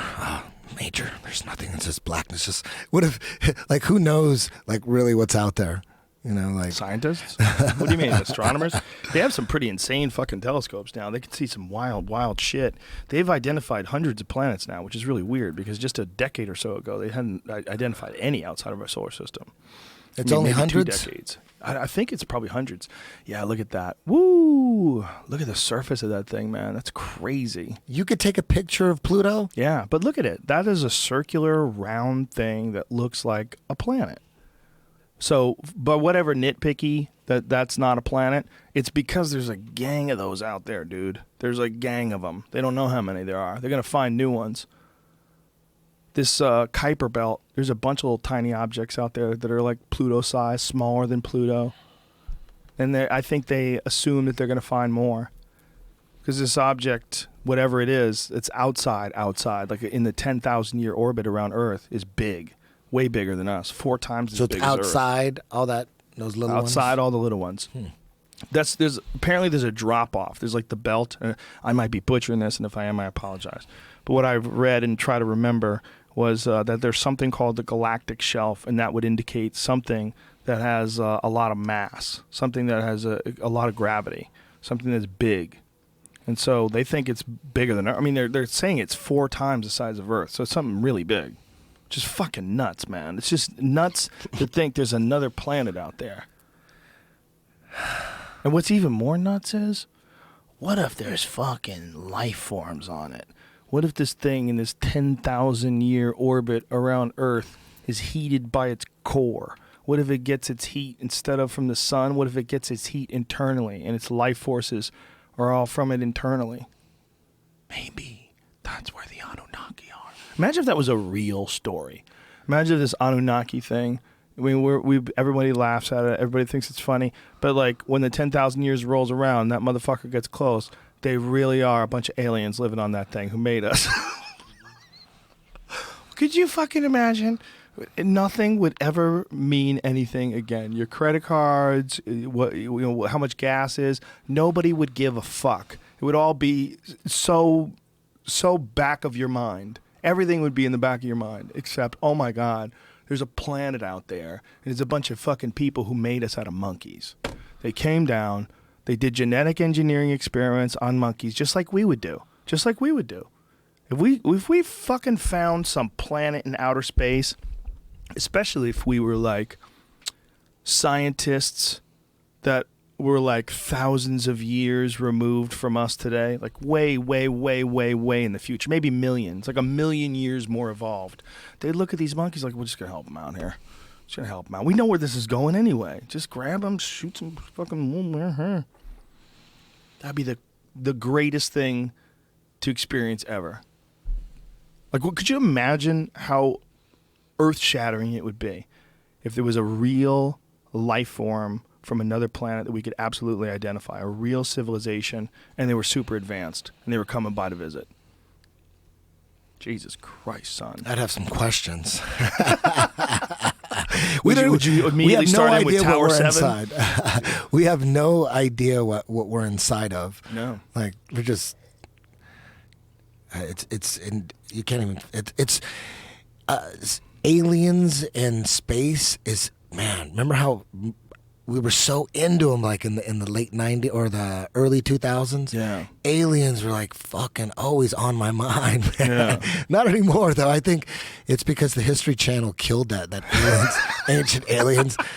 Maybe that was the plan all along is, you know what, let's kill this whole fucking alien movement by putting it on History Channel over and over again.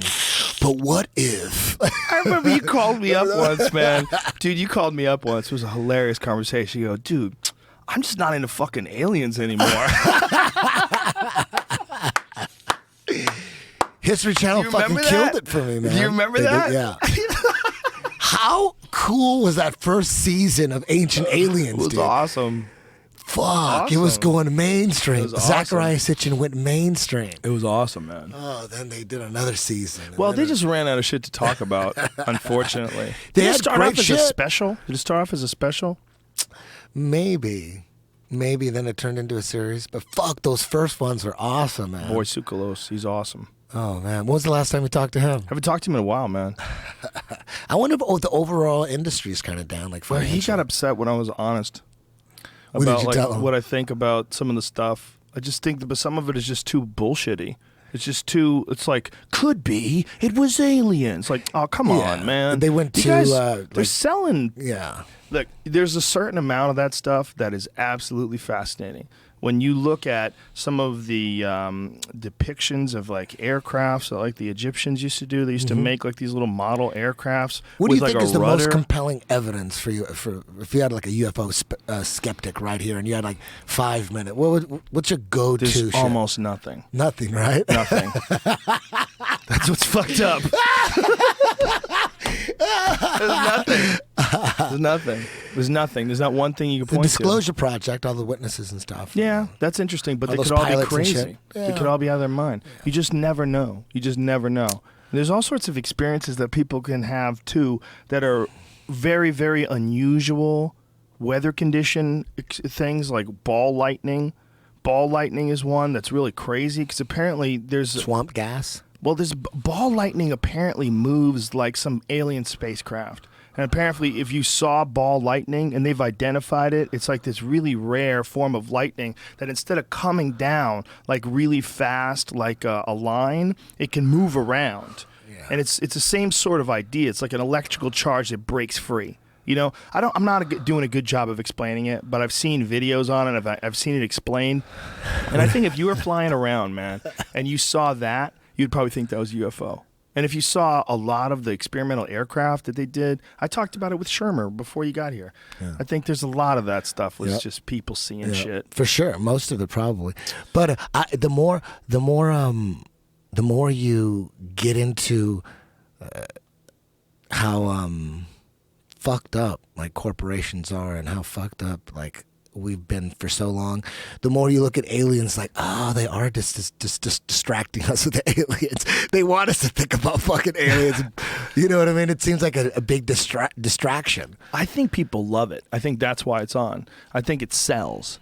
I don't even think they're trying to distract us. I Yeah. think it appeals to that archetype. And it's one of the things that Shermer talked about before you got here in the earlier podcast.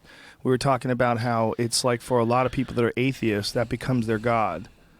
And it kind of makes sense. It's like, well, I don't believe in fairy tales, but I believe maybe we were created by aliens who ran experiments on monkeys, and they're all written. Like, how come we won't believe the Bible, but we believe the Sumerian text? Well, think how funny that is. That's an easy question. But to how answer. funny is that? We're not into the Bible, but we're into some. But those people were dummies. But these people, 2,000 years before them, dude, they had it nailed. What it is, it's not gods, it's aliens, man. They came from another planet. Well, it all depends on the story. Yeah. Because an alien story actually kind of makes sense because we're just we're in space and shit. There's a lot of planets and shit. Look, I always think of it as, would we do it? Would we do it? Do what? Would we run experiments on some life form that we saw on some other planet? Fuck Of course. yeah. Of course. What do we do to monkeys? We're testing AIDS medicine on monkeys and shit. Yeah. We would do some weird shit with some monkeys from another planet too. We're probably doing some weird ass shit on this planet that we don't know about. Oh, for sure. There's probably, got to be clone humans everywhere. especially not in America, where you don't have any rules. You know, like you can go to some countries, they'll do anything. Like China's started doing experiments on human embryos, like genetic experiments on human embryos. Just raise hitmen. You know what I mean? Just genetically modified. Supermen. Yes. But, yeah, I mean, it's just a matter of time before they do something like that. If they can do this genetic engineering and get through a few generations of it to the fact they got the kinks ironed out and start making a series of Super Alexander intelligent- Karelins with a Einstein brain. Yeah, can you imagine if they can have a brain beyond Einstein? If you could create a human or a clone, but you could do something so the brain develops like 10 times stronger, and you're just like, Yeah. you could read minds and shit. It's probably going to happen. It's definitely going to happen. And then when that does happen, and we see some poor monkey on some other planet, and we're fucking flying around out there in space, we'll be like, let's fix that dude. Just give him a little of our jizz. Just squirt it in there and see if he can figure it out from here. Take that monkey, re-engineer it, give it a language. They probably would have figured out language if you give them enough time. Do you know they think that chimps are starting to enter into the Stone Age? It looks like I was just watching a documentary of a monkey, and everyone's seen those videos of monkeys with sticks, and they're using it to eat ants and shit like that. I was watching orangutans, yeah. I was watching a video of a monkey who broke off a stick and started banging the bark to get some honey that was under the bark, but the stick wasn't big enough, so he throws it, and then he helps and grabs another one, carves it all out, and then starts pa pa. Isn't that like amazing? that, he should probably be using that as a weapon at this point if he's doing that. You know what I Yeah. mean? What happens then when they learn how to use it as a weapon on each other and shit? Well, what's amazing is what if what we're seeing is them learning it? What if what we're seeing is like when they're just starting to observe this now? What if in our lifetime they start using tools? Yeah. Like it seems like that's what's going on because they don't. Either it's one of two things: either they just didn't have enough video of them back then, and they didn't have enough people observing them, but to really realize they've probably been using these tools for 100 years or so, or they just started doing it in our lifetime. Yeah. You know, that could be possible. Have you ever seen Snopes this? I want you to Snopes this because I don't know if this is true. There's an orangutan that's fishing with a spear. He's hanging off of a fucking branch over this river, and he's got a spear. That's it. There's a photo of it. I just don't know if it's true. It looks so good, and it's always could one of be those fake. things. Yeah, it's one of those things that I've always wanted to Google, and I'll get to that tomorrow, and I just never get to it. I got other shit in my life to worry about. But now So that easy we're to here, fake people out these days. but I just remembered, so I have to get. Do you see it, Jamie? Do you see? I don't see it on Snopes, but it says it's true. Although the ape didn't develop the skill enough to catch fish. Whatever. Show the picture. Yeah. This is what's crazy. Look at this. Come on, son. Are you fucking kidding me? This is true? Okay. If this is true, that's a goddamn weapon. That orangutan is sticking a long stick into the water, trying to. It's true, although ape did not develop sufficient skill to catch any fish yet. He's trying. Yet. This is insane. You would think humans Borneo? would speed up that evolution, right? If we Exactly. Man. they're probably learning from watching fishermen and shit. Yeah. You might have to learn that water refraction thing, and that might not be capable of doing that. Oh, you know? right. Yeah, that's right. Water refraction it's a big factor in bow fishing. These people that fish with bows and arrows, when you look at if you look at a fish, say if you look down in the water and you see like the fish would be where this laptop is, it's not really there. It's like 6 inches lower than that. But there's this weird refraction thing going on because you're looking through water. Mm-hmm. So it's like looking through like a funhouse mirror kind of. Yeah. So you have to learn how to shoot under. And the orangutan might not be able to figure that out. Very smart, Jamie. Did you figure that on your own? Yeah. You fucking wizard. Powerful, Jamie. Yeah, that makes a lot of sense. But how crazy is it seeing him try that? An orangutan by himself with a pole. I mean, he's not in a zoo. He's not like at the circus. Nobody taught him that. Those things are smart as fuck, man. He's gonna be a crazy fucking karate dude who goes out to the jungle, starts teaching monkeys how to kendo. Look at him. Give them swords and shit. Can you imagine if they got Oh my god. supplied the gorillas with swords? Samurai swords. Bum, bum, bum, bum, bum. I mean, that's Planet of the Apes is not that far off. How hard would it be to teach them? Like if Jane Goodall got all evil and shit, she started teaching them how to fucking cut. You know, Jane Goodall believes in Bigfoot. Does she? Yeah, she might be crazy. Oh, there's a comeback for Bigfoot right there. She might be crazy. She's not only does she believe, she's certain. She's certain. Is there a Should video hear of her say. talking about it? Yeah. Pull up Jane Oh, Goodall. shit. Jane Goodall believes in Bigfoot. It's insane. When you listen to it, like she's way smarter than me, and she knows way more about primates than I do. So I talk shit and I say I don't think Bigfoot's real. He might be, but I don't think it's real. But when I hear someone as smart as her, who basically lives in the jungle, I mean, she's in the jungle so goddamn much, she might as well live in the jungle. And this is what she says. Listen to this. Might not be her talking. We'll see. No, I'm pretty sure it is. Now, I know you do wonderful chimp calls. Well, I'm going to do the greeting. It's the kind of sound you'd hear if you went to Gombe and you climbed up onto the ridge. How long is this video? And if you're lucky, you 5 hear minutes. the chimpanzee who's calling out saying, "Here I am, it's a wonderful day, where are you?" And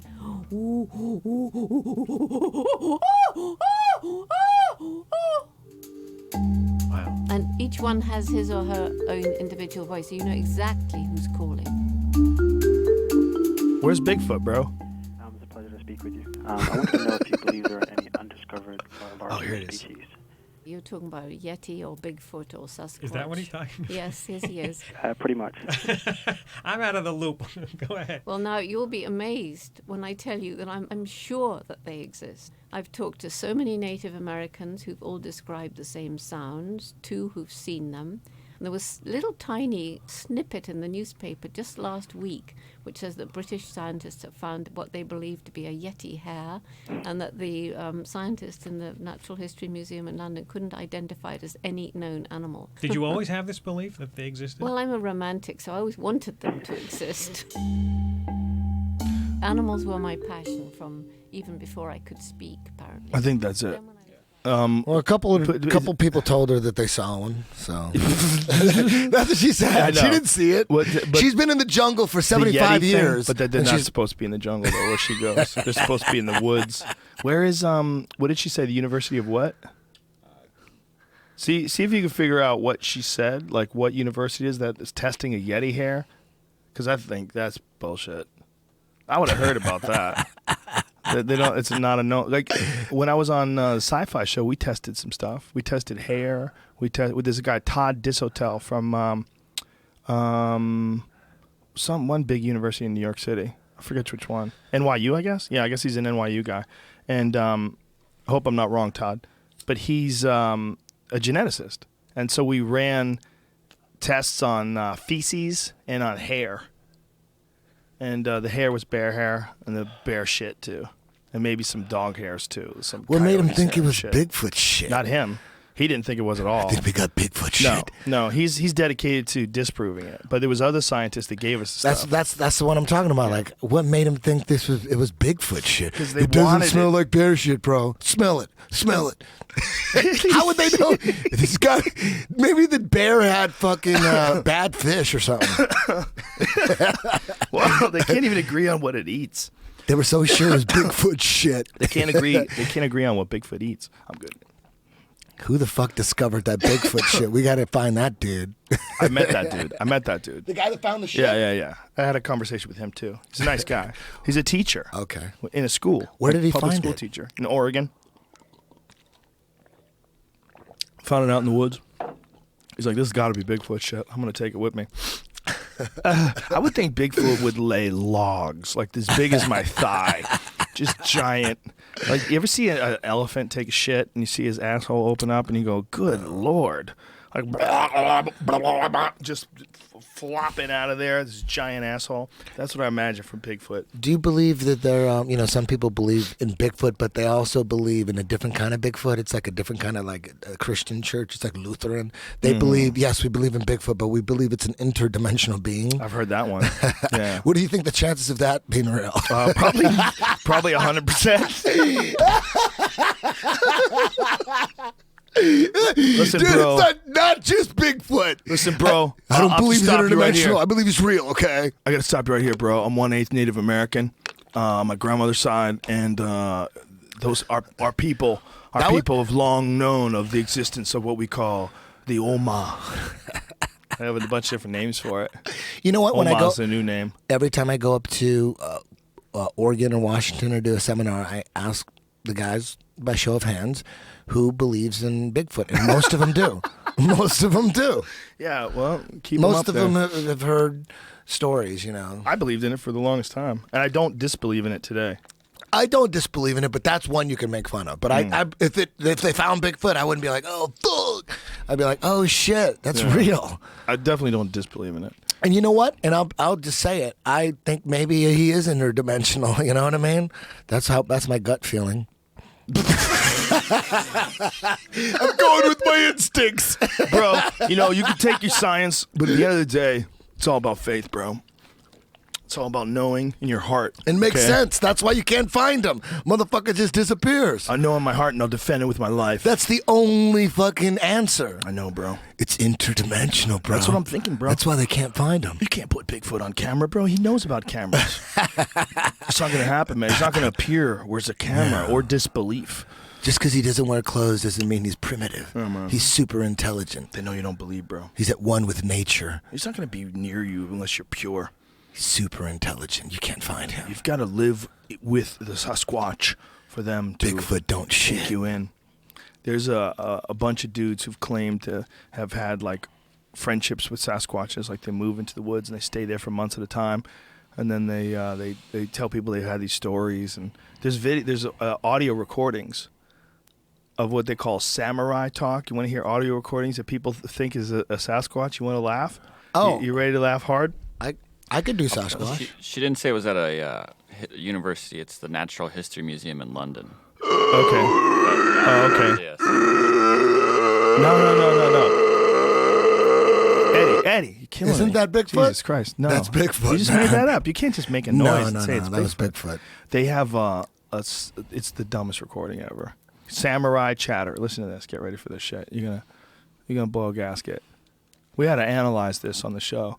This is how when I knew my show was retarded. The remotest parts of the Sierras of Northern California. Listen to this. And he was there one time with a friend, and every evening they used to hear some absolutely bizarre noises and calls, and they couldn't figure out what the hell it was. And so they took up a tape recorder one time, and this is what they recorded. Okay.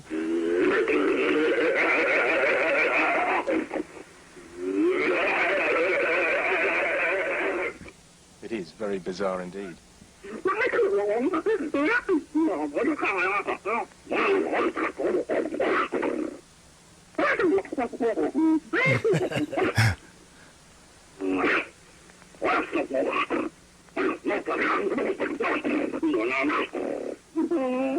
We decided to record the sounds and put them on a CD and a cassette and make them available to people. Oh, what a good We move. do believe these creatures are trying to communicate with us, though, and we, as we speak, are having the linguistics people look into it.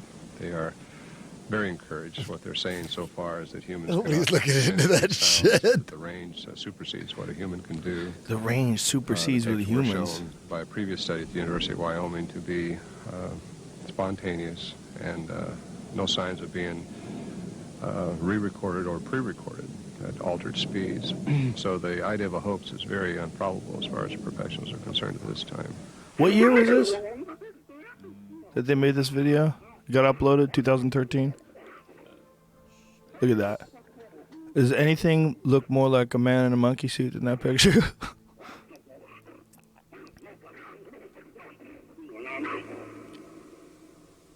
But here's the thing. Imagine if they really did sound like that. I mean, what does chimp sound? Stupid too. If you heard that, but like more complicated with an actual language, like dolphin noises sound stupid. If dolphins didn't make those noises, and you heard the dolphin noise like, you'd be like, that's not a language. What is that? How weird. Imagine if that shit's real. Could you imagine? There's like 20 of them. They're all just living deep, deep, deep in the woods. What's more believable, Bigfoot or Loch Ness?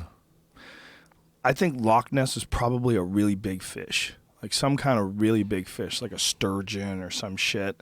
Something really big that there's not that many of them. You see that video of that guy petting a great white shark? That a great white shark just... Yeah. It's on just- my Instagram. Oh, really? Yeah. Dude. Yeah, maybe I saw it on your Instagram. You might have, yeah. It's That's ridiculous. insane. It's one That's of the crazy. weirdest fucking videos I've ever seen in my life. Like, It's I don't like know a how that little guy great keeps white it plan. It's like... Yeah. It's like, coming what out of the fuck? water, and he's And just- touching its nose. Whoa. I know. What the fuck? No wonder pirates are fucking scared and shit. You know what I mean? They probably dealt with that shit on the daily. Oh my Dude, can you God. imagine? Can Look you at imagine this. a pirate fucking ends up on the coast of South Africa? Oh my god. Dude, the stories there.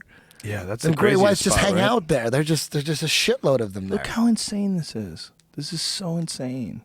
It just keeps opening its mouth and those gums. Look at the gums and then these fucking destructor teeth. They are scarier than any monster in any movie ever. And they're 100% real. Look at the fucking teeth on that thing, man. I mean, what the hell? And they fly out of the water.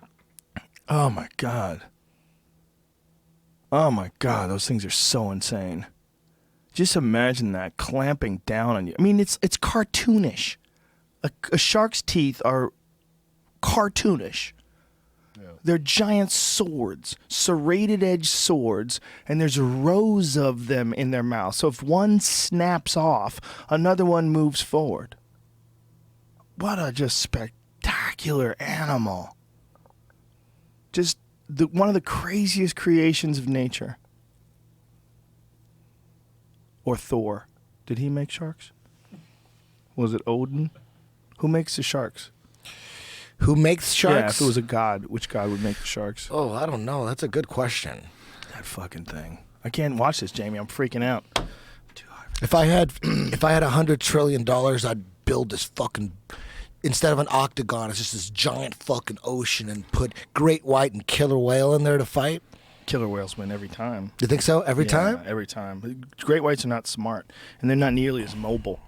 They're not smart. They just swim around. How do you and think bite it would? shit. How do you dump them in the Quick. tank? How what would happen? You never seen videos of You just killer dump 'em. whales? How long would you think it would take before the killer whale attacked the great white? You just dump Quick. them in a big tank. Quick. Would you pay to watch that?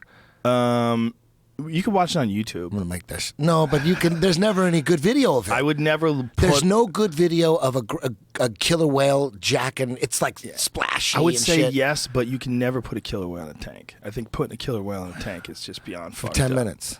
No. You can't do that. You can't force it to fight. I think it's like forcing a person to fight. It's like picking With up a money, slave. you could do anything. Okay, well, you're going to go in a helicopter and pick up some guy from the middle of the fucking Bornean jungle and make him fight in a cage fight. Would you do that? Would you drop him in there with a guy who's trying to kick his ass? Or drop him in there with a that wild... wouldn't be that exciting. dog or That something wouldn't crazy? be that wouldn't be that exciting. I'm talking about the most exciting possible matchup. I know, ever. but what I'm saying is dolphins and whales and killer whales are too smart. It's fucked up to do that to them. Oh, I They're see what too you're saying. smart. I see what you're saying. That's why I would never do it. A great white would never have a shot. Never shot. Maybe they get a fucking a think rabid so. one from South. They got to find a wouldn't good get 'em. one. We found a gamer. Killer whales, I think they could definitely get the babies. Maybe They you could get a definitely go dumb after the killer babies. whale, or a baby killer whale, and a fucking full-grown ferocious great white. This is the most ridiculous fucking conversation. Probably the great white would bite right through it, right? If it was a baby. But when they're fully grown adults, I think killer whales are bigger and they're way smarter. They're just way smarter, and they just go right after the sharks. They go after them and decide to fuck them up. There's the video is this. Apparently, they were watching a mother and her daughter or her son. You know, the mother and her baby, and a killer whale. The killer whale was swimming around with its baby, and the shark showed up. And the killer whale was like, "Hold on, I'll be right back." Just went and fucked that thing up. They got that Killed on it. video? Yeah, they got it on video. And then I think the killer whale But you brought can't the see shit, shark though. up.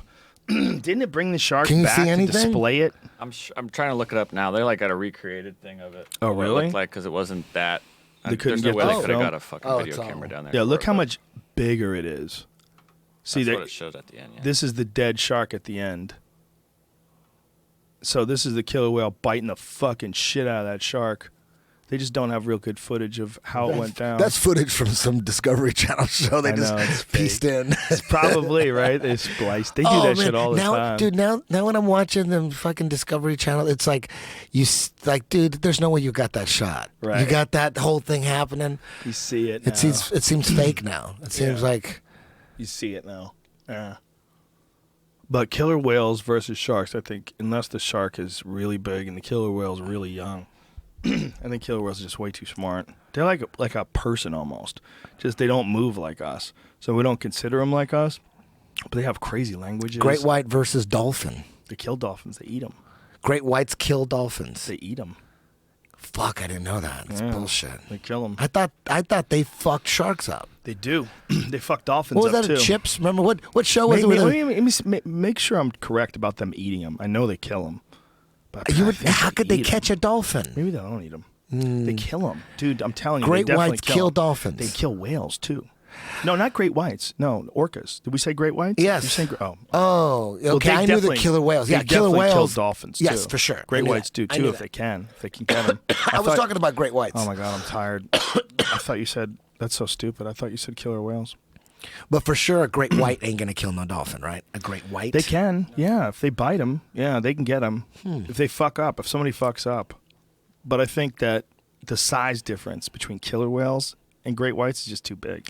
But it's just very disappointing when you find out that great whites that killer whales rather, not great whites. I keep saying great whites. The killer whales are killing dolphins. And they kill other whales too. Yeah. Like the Arctic, the North Pole's melting. Well, there's like these whales that live out there that killer whales can't get to because of the ice. They can hang in the ice because they don't have a dorsal fin or something, and they can swim through the ice. But now that all the ice is gone, killer whales are coming up to eat them. Yeah, isn't that crazy? So they're eating other whales so much that it's fucking up the Eskimo economy because they rely on those because they kill those whales. But now the killer whales are killing the whales they kill. Isn't that nuts? They rely on whales that they kill. Yeah. God. So they need So help. bizarre. They need to do something about the killer whale problem. How many people are up there? Do they like it up there? There's people that are living off whales. Are they enjoying themselves? What is it? What keeps them out there? There's no never fence. been to There's Arizona. not a fence, right? I mean, they stay. It's They fucking should come to Phoenix. 100 below zero. Yeah. And they're like, we're just gonna tough it out. It's not good too. It's not good. Like as far as like the way their health is. Well, and it doesn't. The population doesn't grow out there. It's always the same. I Yeah. think kids end up graduating There's and a lot saying, of- "Fuck that!" Like Curtis Hembroff, A lot 10th of Planet alcoholism. Austin head instructor from Alaska. They all get the fuck out. They don't stay. Like, Well, Alaska's one thing. Like Anchorage is badass, but this is like where the people are eating whales and shit. They're like north of that. You know, they're like way up there. They're like in the frozen parts. There's Anchorage is actually close to the coast, so it's not a bad you place been to there? live. Yeah, I've never been to Anchorage. It's fucking great, man. Is It's it like great. Vancouver? Like a colder Vancouver where it's only dark out for like an hour in the summer? It's weird. You go outside at like 4 o'clock in the morning, it's bright out. Bright out like 5 o'clock at night, bright out.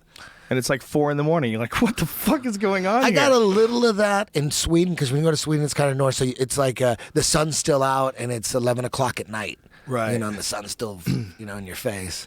Yeah, it's But weird, I man. didn't. I've never been that north. Never been to Alaska. It's crazy up there. You did comedy up there? Or what? Yeah. Did comedy in Anchorage with Ari. It's beautiful. Did you get in? People are badass, too. You get in some bow and arrowing? No, while you're we out were there? fishing. We went salmon fishing while we were up there. It's beautiful, man. Just beautiful. That was the first time I saw an actual live in the flesh eagle, like outside of the zoo. Like watching a big ass eagle fly right over your head is a trip. We had an eagle fly, 100 yards over our head. They'll take a baby, won't they? They probably avoid people. But if you leave your kid out in the lawn, yeah. Yeah. If you just stand back and let, if fucking they're imagine. hungry, Oh. especially if there's something wrong with them, like they're too tired to go get a salmon, they're getting old. I mean, eagles get old too. That's when, like a lot of animals get dangerous. When they get older, like cats, big cats, they get dangerous. They get older, they can't catch dogs anymore. And they're fucking hungry, man. They gotta figure something out. A fucking eagle taking your baby. Can you imagine how you'd feel if you're looking up and you're seeing an eagle fly off with your kid? There's that video, right? It's fake. It ended up being fake. Yeah. I think So I believed scary. it for 2 I minutes. believed it. I believed it. I believed that just like I believed the orangutan fishing video. Oh man. Oh wait a minute. So it's not real. No, it is. It is real. He just Okay. didn't pull it off, but it really was trying to do it. The orangutan was. Yeah, man, there's just so many videos like that and so many. It's hard to know what is right and what's not, you know? With the photoshopping skills, like Photoshop Steve. Oh my God. Oh man, that guy's obsessed. He's so good. Like things like that, right? Like you look at those pictures, like okay, that could be real or not real. Yeah. You know, it's so good. Some of Photos them are, don't mean shit. You have photo evidence, really? You really do? well, when is it going to be? How long is it going to be before I guess it's probably already happened, right? Where they've proven that photographs that are used in propaganda are faked. Must have happened. Didn't it happen like during the Iraq War? Wasn't there like some faked photos of missiles or something like that? God damn it! Why? I bet they do this shit all the time. They green screen and they pretend they're in Lebanon and shit when they're really in Virginia.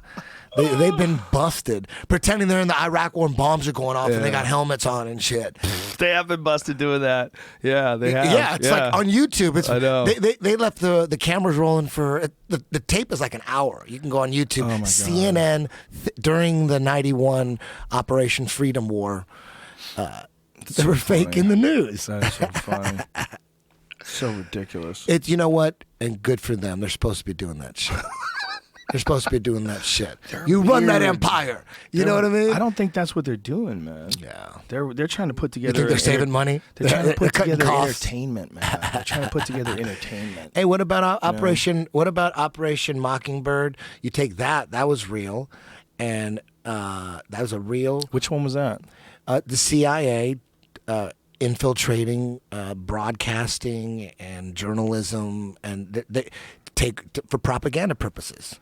This is a real operation. Well, there's been some real operations that are undeniable that are pretty fucking crazy. Yeah. And then how crazy is it that who at CNN, that's it's rumored that based on how they present stuff, like based on how it's going down, to what they show and what they're pushing, and based on the agenda, any retard will say now, you can't believe Fox News. Even retards say that. Even retards say, you can't believe Fox News. Everybody knows that. Well, CNN's just like that. It's just the other side. So that's easy to believe. And then Anderson Cooper was in the CIA. He denied it for a long time. Then he came out and said, I was just there for a summer.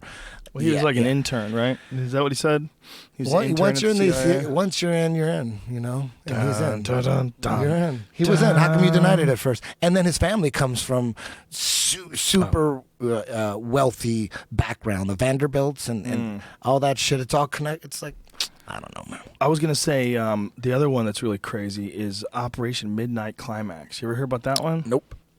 The government ran brothels in San Francisco and New York, and they got guys who came in to get laid, and they dosed them with LSD so they could study them. Because that's not a conspiracy theory? No, that's real. That's 100% real. Freedom of Information Act. Operation Midnight Climax, how the CIA dosed San Francisco citizens with LSD. Now, how crazy does that sound? How crazy? If we said that happened today, like what it's going on today, you would be thought as a crazy man. But it's happened before, unless that's not true. No, this is true. Well, then it happened before. Yeah. How come it blow can this happen up a little again? bigger so I can read it. Here it goes. You're crazy if you think they'll do it again. Lift it up. So you're considered nuts. That's crazier than any conspiracy theory I believe in. That's the craziest one. Listen to what it says. It's been over 50 years, but Wayne Ritchie says he can still remember how it felt to be dosed with acid. He was drinking bourbon and soda with other federal officers on a holiday party in 1957 at the U.S. Post Office building on 7th and Mission Streets. They were cracking jokes and swapping stories. Suddenly, the room began to spin. The red and green lights on the Christmas tree in the corner spiraled wildly. Ritchie's body temperature rose. His gaze fixed on the dizzying colors around him.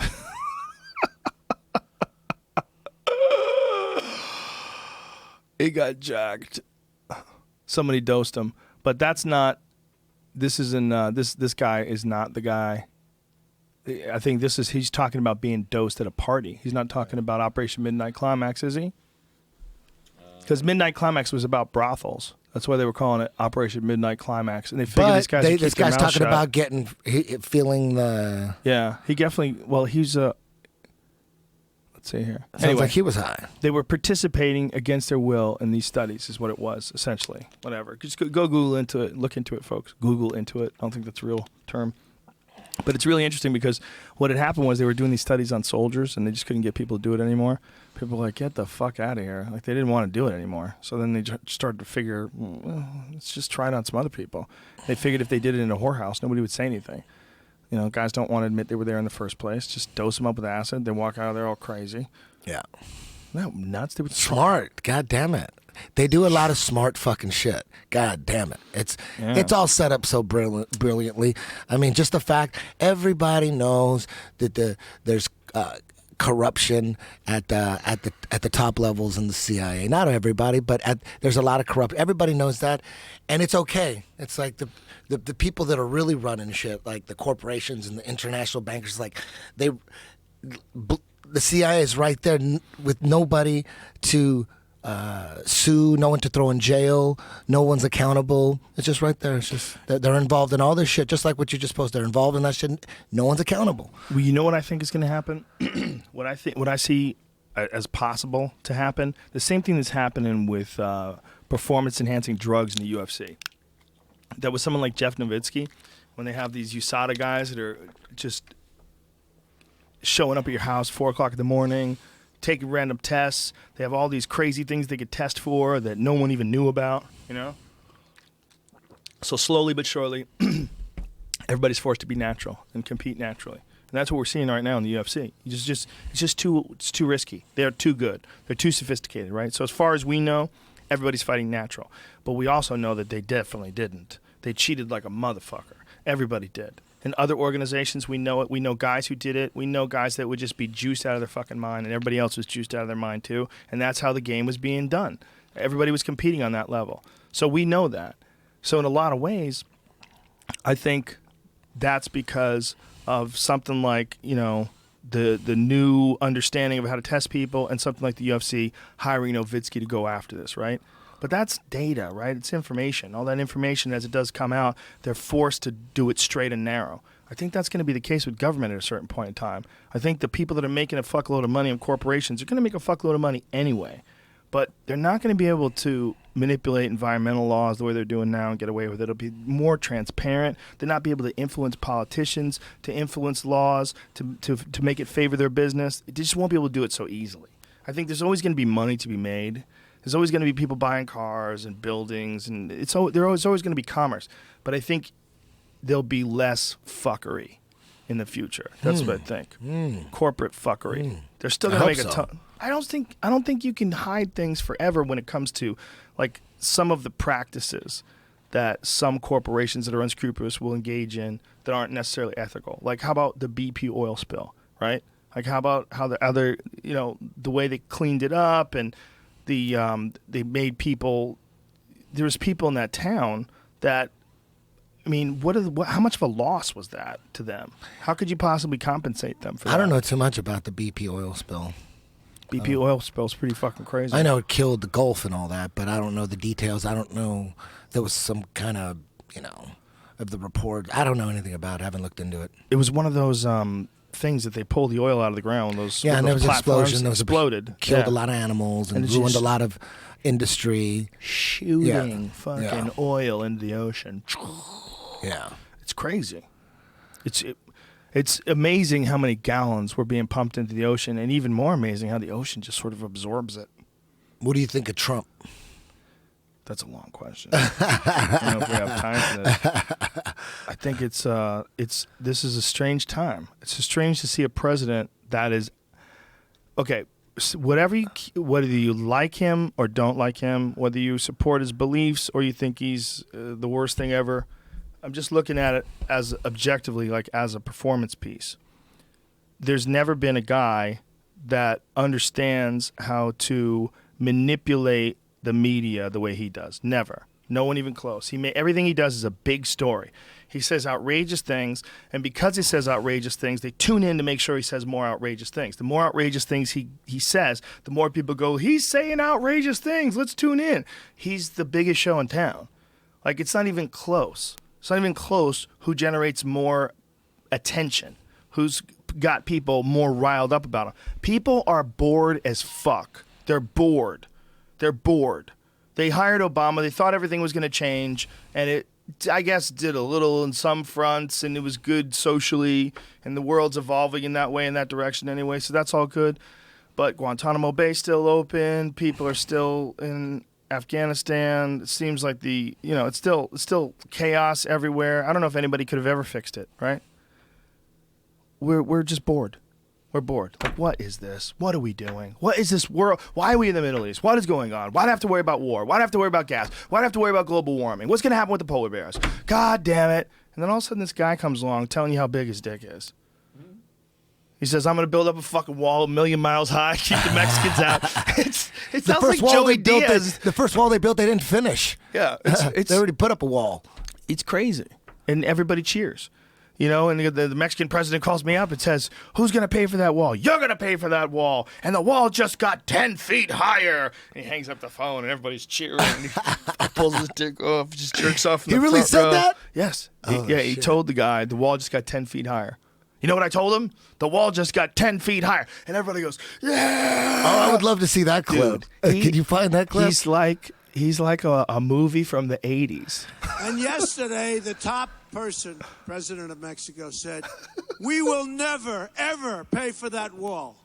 And the press called me up. And they said, Calderon, the head man, top person, he said he won't pay. He won't pay for it. And you know what I said? I said, the wall just got 10 feet higher. That's right. It's true. He fucked it up by keep saying it's true, it's true, it's true. He's so strange. It's just so bizarre. I feel like almost like I'm watching like one of them late night televangelist shows when somebody wants your money. Like, you can't have my money. Look at you. You already have money. You can't get my money. It feels like it's fake. It feels like this is the final piece of the simulation theory. Yeah. The final piece of the show where it's going to reveal that this has all been a comedy all along, all been a strange comedy. I mean, do you think he's really... He's better than the other ones, except for Bernie. He's better than all the other people on the Republican side. I mean, Marco Rubio seems like a reasonable guy in a lot of ways, the way he talks. I don't know exactly what his beliefs are, but him and Trump, they get into these insult competitions, and it looks so foolish. It's like, just because Trump does it, don't do it better than him. Don't do it better than him. Talk about how ridiculous it is. And don't allow that guy to, like, he's talking about how big his hands are, and they're going back and forth with each other and insulting his hair and insulting his spray tan. It's like they're roasting against each other. Like, this is not presidential. Like, do you understand? You guys have a limited amount of time. And this way he bagged they're on doing his it, tan? the fake tan. Yeah, and Trump was bagging on Rubio wearing makeup. The whole thing is ridiculous. Like, this is a terrible way to have these people together. Like, to have these people all competing. Then what you're going to get is who's the best at, like, giving you a sound bite under pressure. You're not going to get who's the best leader. You're going to get to who's the best at doing that debate thing. That's what you're going to get, because it's a weird thing. You're standing up there on a podium. You're right next to a guy who's talking shit about you. What he's saying is not even true. And you're like, you can't even respond. You got to wait. Like, fuck you, man. It's a stupid way to talk. Yeah. And the fact that they time them, they give them, like, ready, go. No, this is what you do. You let them talk for a long period of time. If they're long-winded and boring, people don't like them anymore. That's what happens. You put them in a long form. Have them talk for hours and hours. Let them talk on a podcast. Every fucking presidential candidate should have a long-form podcast that they have to do every day. And we see whether or not people want to listen to you. Not like have someone barking at you on the left and tell me what the fuck you can do. And then have someone talk to them that understands what can and can't be done. Have someone who's a real political expert sitting down and asking them some hard questions. And do it all the time. And based on that and their qualifications, but based on, like, back and forth bullshit bickering with each other and insulting each other on our spray tans, and that's so crazy. You guys are going to run the greatest army the world has ever known, and you're acting like assholes. This is so stupid. Like, this isn't just like a bunch of guys trying to win a game show. This is, if you win, you run the world. Like, and you're insulting each other on makeup and tan. You should be saying, do you know how fucking stupid it is that we're talking about? We have a 5-minute time period that you get to talk in, or whatever the fuck it is, and you're going to spend your time insulting each other on hand size, and you guys are babies. You know you can't be the king. No, you guys are not the best. There's no way you could be the best. So, like, he is involved in that, and Ted Cruz is, like, super religious, which always makes me go, man, I don't know about that. Ben Carson is super reasonable, but super religious. Trump is the guy that stands out, as at least he's a rich guy that doesn't give a fuck. Are there any good things that Trump says that you agree with? You know what, man? I honestly have been so blown away by the bad things that he said that I've barely paid attention to the good things. Like, but the shit that he said about Mexico, like, well, someone's doing all the raping. Like, bringing over murderers and rapists. And I was like, oh my God. Like, that's a whole country. You're talking about millions of people. You're talking about, well, someone's doing the raping. He says some crazy shit, and it works, man. It works as far as, like, if it's all a PR campaign, and he just gets in there and he says, ladies and gentlemen, look, I said what I said, and I did what I did to prove a point that our media system is corrupt. This whole system is broken. It needs to be fixed. It's like a bad computer. It needs to be rebuilt. This is not good. Like, you can't have a guy just juke the system like I just did. That's would be the most amazing thing. If he gets into office and says, this is a very important position. So no more insults, no more bullshit. And now that I'm here, I'm going to just hire the best people, and we'll try to figure out what the fuck's wrong with this country. How amazing would that be? If he said, look, I had to insult these dummies in order to get in there. I couldn't let Hillary talk shit. I had to go in there guns blazing. I had to take out Ben Sanders and fucking Ted Cruz and Marco Rubio. But now that all that's done, we can all work together. What do you think of Hillary? What is your opinion of her? I don't know. I don't know how you can be entrenched in the system for as long as she's been entrenched in the system and not be the past. That's the system, right? The system is these special interest groups and lobbyists and making deals and having sitting down with all these people with these. In one hand, she knows more about government than any of them. She knows more about government than, for sure, Trump, right? I mean, he knows about influence. He knows how to influence politicians. He donates money to politicians. He understands all that. But as far as like being in the boardrooms when the shit goes down, Hillary's like, she's been like right in there. So as far as like qualifications, no one's got more qualifications for president than Hillary does. The problem is, we all agree. I think we all agree, and this is not a knock against Hillary.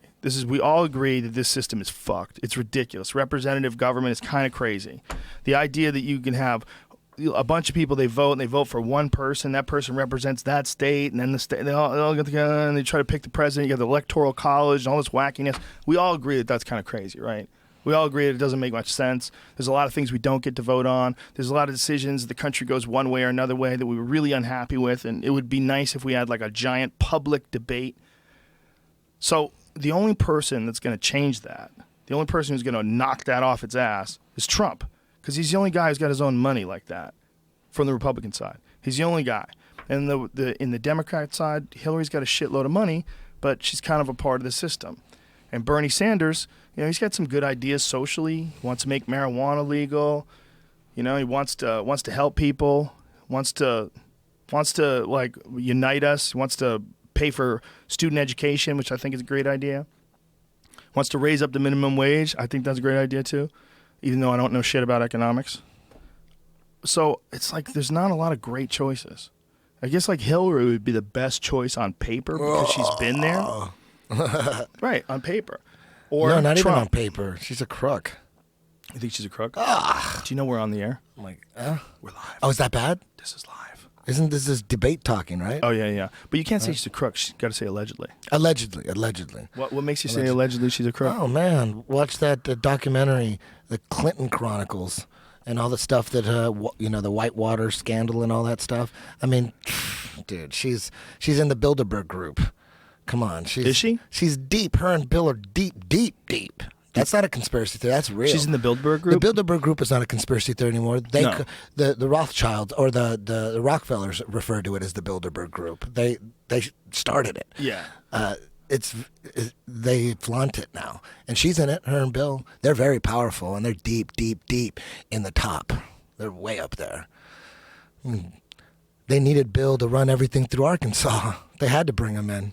Dun, dun, dun, dun. They ran everything through Arkansas. That's not a conspiracy theory. They ran all their stuff through Arkansas. They needed the governor to cooperate, and that was Bill Clinton. And to show their appreciation, he became the next president.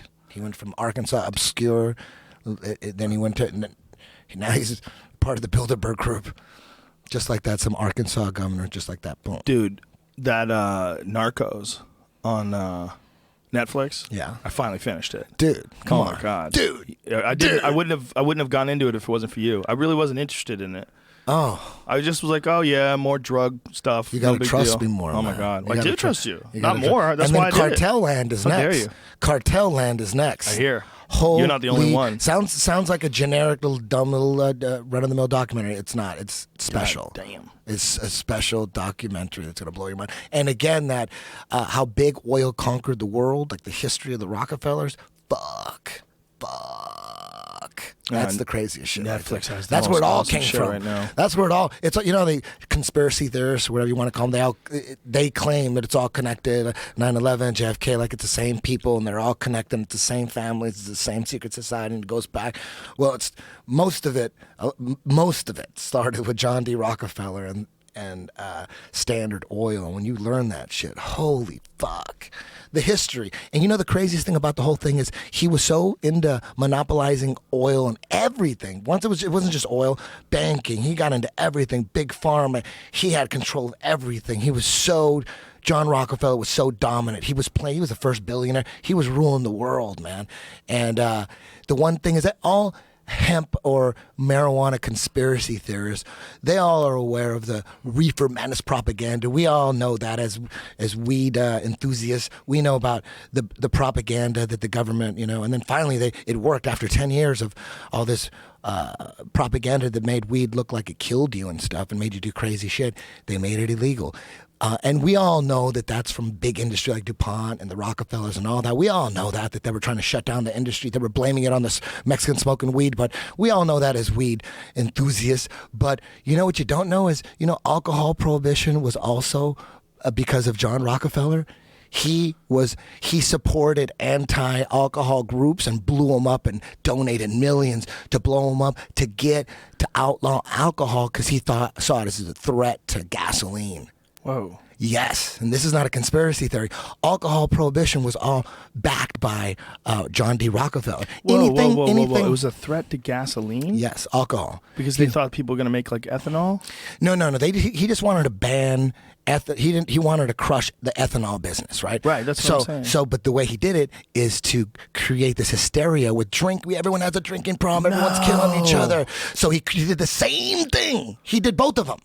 He did the same. You're gonna find out about this. This is not a conspiracy theory. So they made there were Google this, some, Jamie. Yes, Quickly. how big oil conquered the world. But he funded the Anti-Saloon League. It was run by one of his good friends, and and you know what ended up happening? Same thing. They outlawed alcohol. You couldn't drink alcohol, but they said, "What about the alcohol for cars?" And they wrote in the law that you could still make alcohol for cars, but you got to put petroleum in it so that people don't drink it.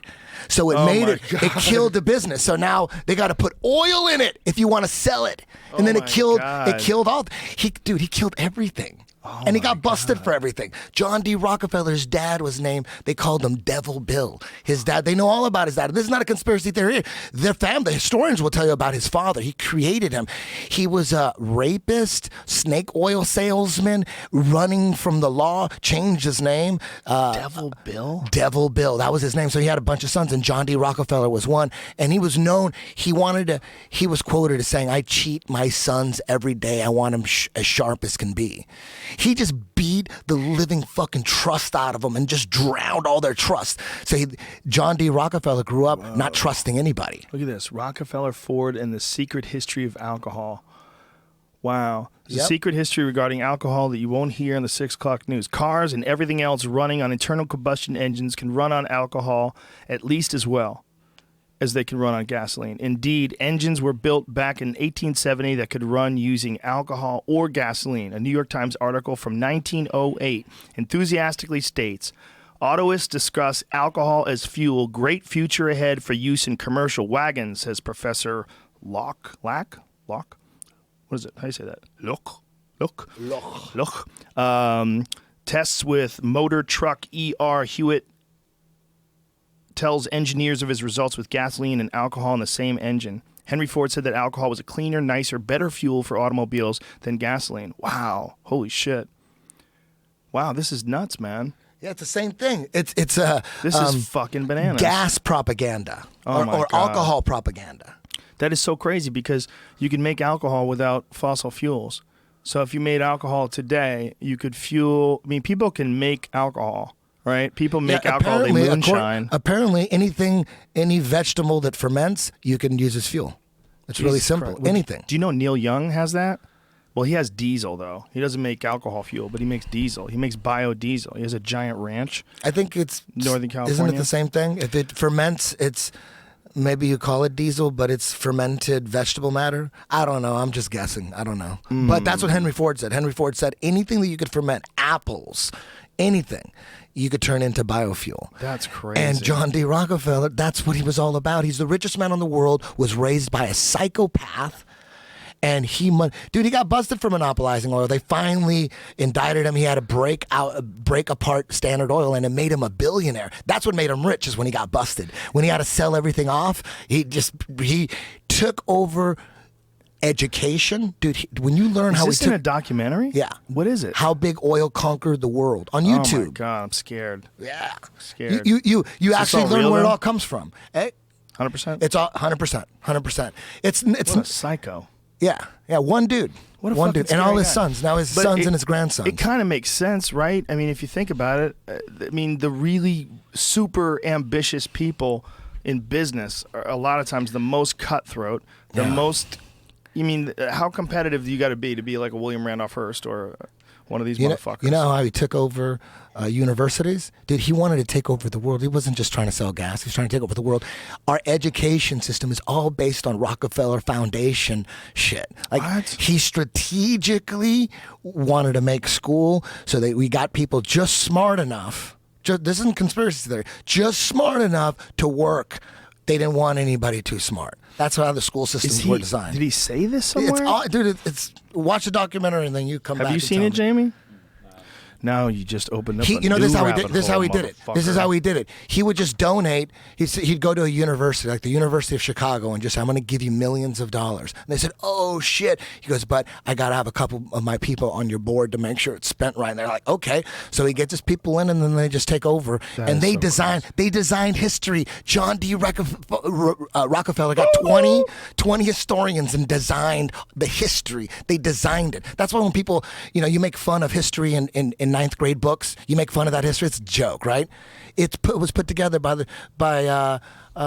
Rockefeller. Dude, look at that number. His peak wealth was $318.3 billion based on the 2007 U.S. dollar. Oh, my God. He lived to 98. He was a motherfucker, bro. Look at his dad. He lived to be 98 years old. Oh, my God. His dad, Big Bill Rockefeller, They called was him Devil Bill. Yeah. They called him a lot of things, but Devil shiftless Bill. man who spent most of his time thinking up schemes to avoid actual work. Nevertheless, thanks to the guidelines of his mom, Eliza, a homemaker and devout Baptist, John D. grew up to be quite a hardworking man. Okay. Interesting. Man.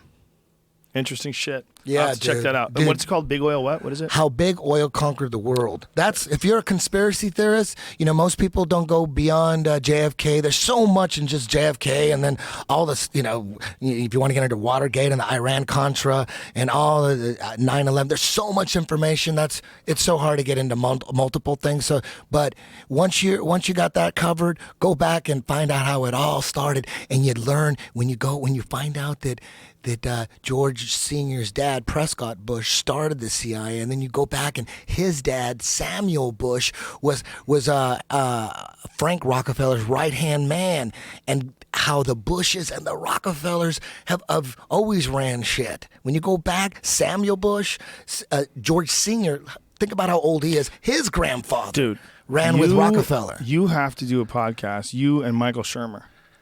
Who's that? The guy who just left. Oh man, The he didn't want to talk. Eddie he didn't grabbed want to him talk. from the moment he Immediately. walked in. You think Tower 7 went down on its own? The moment Don't you ignore walked Tower in the 7. door. Don't ignore Tower 7. People say I don't want to ignore Tower 7, but I do got to wrap up this there's a guy- podcast. I do have to end. Okay. I got to get the fuck out of here. I'm so All right, sorry. all right, all right. I would love to talk about Tower 7, but it's way late. Okay. I got to get out of here. All right. But we sort of broke down the UFC. We did for a while, right? We Yeah. totally did. Connor and Nate are both fucking legends right now, both of them. Holly Holm, Misha Tate, both legends right now. We're going to look back at this 20 years from now and have an old man narrate the highlights, and it's going to be fucking insane sitting in your wheelchair thinking about this shit. Yeah, it was classic. Classic shit. I think it was the greatest two fights ever in UFC history. Yeah, I think that as was the far as greatest event- UFC ever. That was Yeah. the greatest UFC ever, no doubt. And people keep saying, "Oh, I keep saying it's the greatest ever," because they keep getting better. Those were the two highlights to me that made me. I mean, it was bananas. Chaos. Even in Connor's defeat, he looked like a fucking just like a world beater. global barbarian. And he handled the loss like a champ right after the loss. Yeah. Right after the loss, he handled it like a champ. All right, you fucks. We'll be back tomorrow. Tomorrow's Chris Bell, right? From Prescription Thugs. You ever see that? I want to see that. I heard about that. I want to see that. I'm watching it tonight. Yeah. All right. That's all ladies and Rockefeller gentlemen. too. That's all. Thank you. Bye-bye. Big kiss.